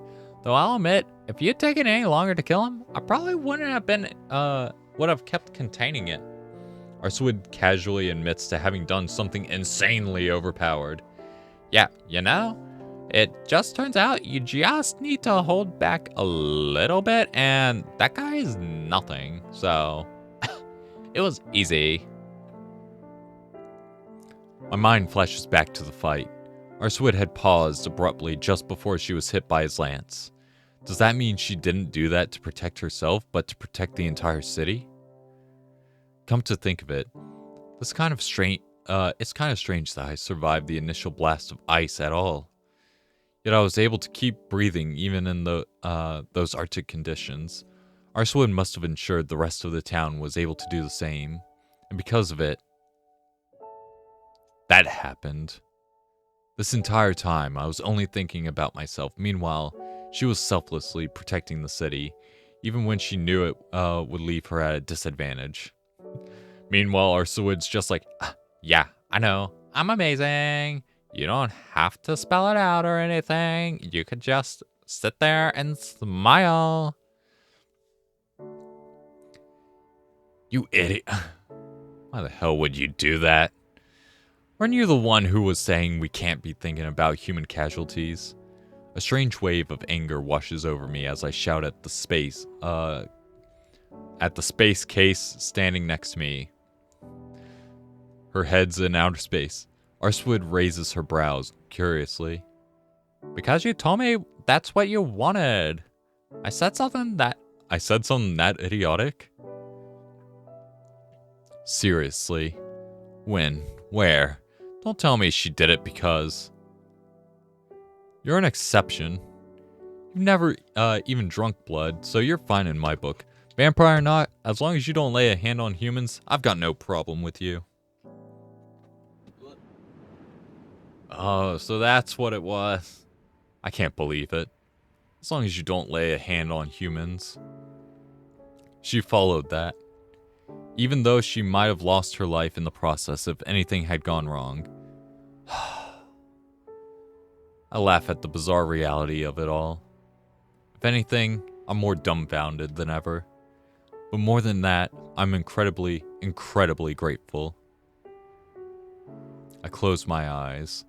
If what she says is true, then I suppose it's fine for me to rest now. My chest, which had been filled with nothing but regret, is now overcome with relief. My consciousness starts to fade away. I forget all about the pain in my leg as I slip into a deep, dreamless slumber. At least, I try to. Hey, what are you doing? Get up! You're supposed to be carrying me. I'm the one who used all her power. I did like majority of the work. You kind of just got thrown at him and happened to kill him, so I'm the one that gets Princess carried. But Arswid hits me over the head with a loud thwack, forcefully pulling my awareness back to the land of the living. What the hell? What do you mean? You can't. If you fall asleep with a wound like that, it'll be worse than when you wake up. When you wake up, right? You've got to wait until you close it up. That'll be more efficient. She's right about that. But who was the one who told her that in the first place? Arswid, can I be honest with you for a second? Yeah, go on. What is it? Stop asking for the impossible, you idiot. Oh, that's a nice pick too.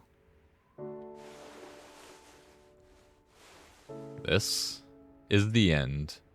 With that, I burned through my very last reserves of strength. My consciousness is already in a distant place. I can hear Arswid making some big fuss at the back of my mind, but I no longer have the energy to open my eyes. Hey, so what are you gonna do about getting me out of here? I can't get out of here if you are asleep. Do I have to lift you again? You know what? Next time, I'm just gonna throw you across the country. How's that? Is that gonna make everything better for you? Shiki? Are you really going to sleep? Yeah, because I'm tired. Tired enough to drop dead right on the spot. I'll wake up again tomorrow, I promise. Are you really, really sure? It's gonna hurt, you know. Are you okay if it doesn't heal? Aren't you going to pass out the second you wake up? You're so loud. I'm going to sleep, so you can do whatever you want. Okay, in that case, you should have told me sooner. She sounds bright and cheery. Shiki, this ends with you getting yeeted across the town. You earned it.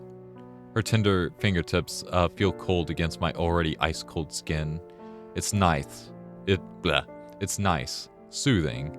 The light replaces the fatigue inside me. Should I call it the spoils of war, or just the ancestors' husk?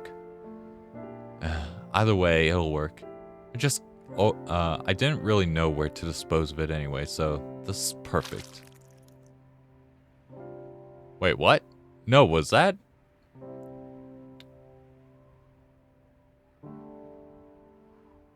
What the hell are you doing? Is this where we go? Some sort of squelching sound. Whoa, hold up. What are you smearing on me? Ouch. Ow, ow, ow. I can't feel my nerves flaring up again. That hurts. It stings. What are you? What the hell did you? Just as I'm about to lay into her, I'm suddenly hit with a tremendous sense of emptiness. Perhaps my shouting burned through my last supply of fuel.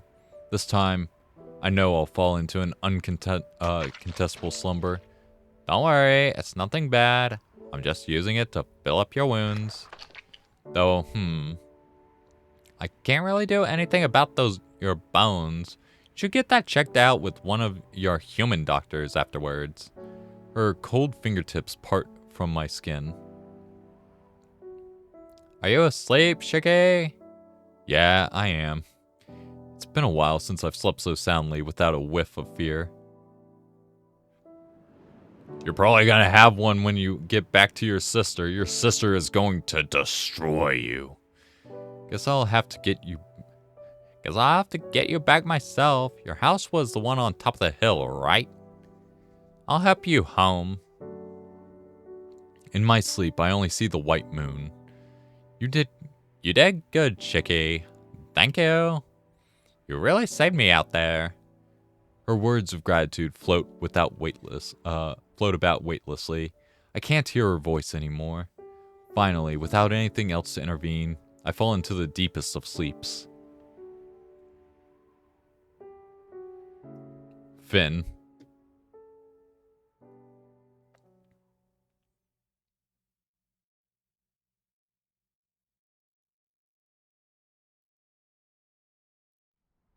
Oh?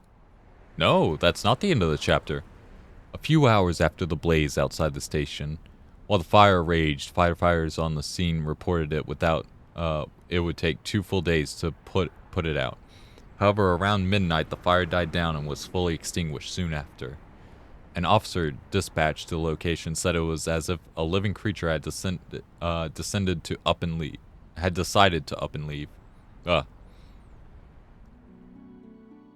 Oh, who's this? The blockades, wait. The blockades through Route 305 will be lifted by 5 a.m. tomorrow morning. We've already cleared the expressways for traffic. Additionally, all remnants of the dead apostles on the scene have been disposed of. Will you be making contact with the Metropolitan Police, Father Mario? Oh no, it's not Mario. No, no, no. I was expecting the church to get involved somehow. Especially because that last thing I noticed, that was one of their little keys. But Mario? I'd rather not. But it's not like I got a choice. She doesn't normally hit the fan on this scale, not even back home. I can't do a Mario voice. Throwing out the old man's name, it ain't gonna be enough to solve this mess. I'll always have to show up in good faith and whatever. Ho-ho! Mamma mia! Then I shall accompany you as well. Shall I delegate command over this incident to the executors? Right. The ones who aren't undercover here? There's 2 of them, yeah. Get the subordinate to remain on standby at my hotel. I'll find a use for her if I have to. As far as the one from the burial agency, get her home back as fast as possible. Ho-ho. The sooner we appeal to this Sionator about it, the better. Oh. Understood. I'll write a letter of opposition to Prelate Noy in Cardinal Laurentus' name.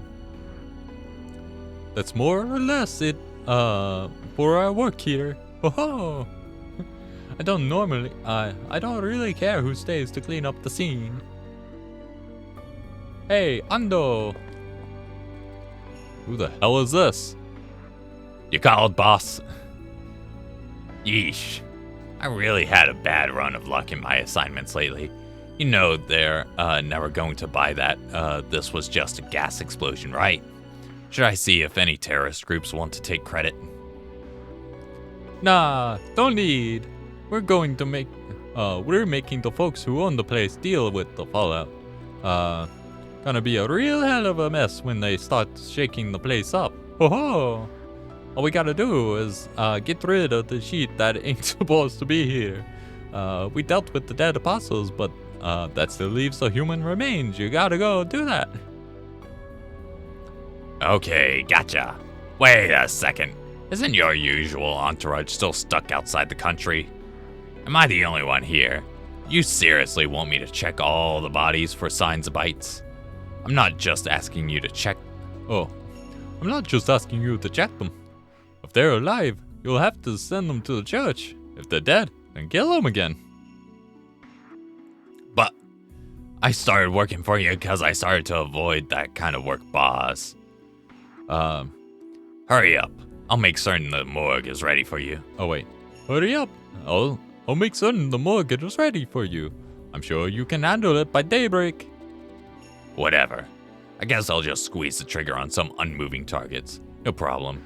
If you ignore the psychological toll, that is. Bring the god around, Garius. Carius. Carius the god. It's time for us to deal with the red tape. Right away, Master Mario. Shall I start making other arrangements with the contamination of the scale? It'd be best if we started calling for backup and me. Don't bother. In fact, don't even report it. We'll deal with the cleanup ourselves. We've gotta gather info first. We're fighting on the side of justice here, so we can't rack up any unnecessary casualties. Ho ho! Let's figure out who our enemy is and who stands in our way first. Okay, the church is definitely not gonna like Arsuid. Or Shiki for that matter. Is that it? Mario. There we go. Let me save. Do you want to save progress? Yes. Oh my, that was long. Almost 3 hours for that chapter. Well, not even that chapter. That was just the fight. Anyway. I do kind of need to get going. Why is the last thing Mario? Seriously. The nerve. Let's see. Anybody? No. What about here?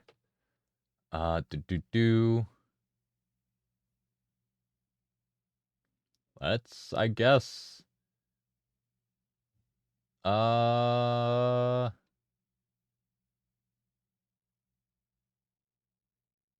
You know what? Let's raid this person.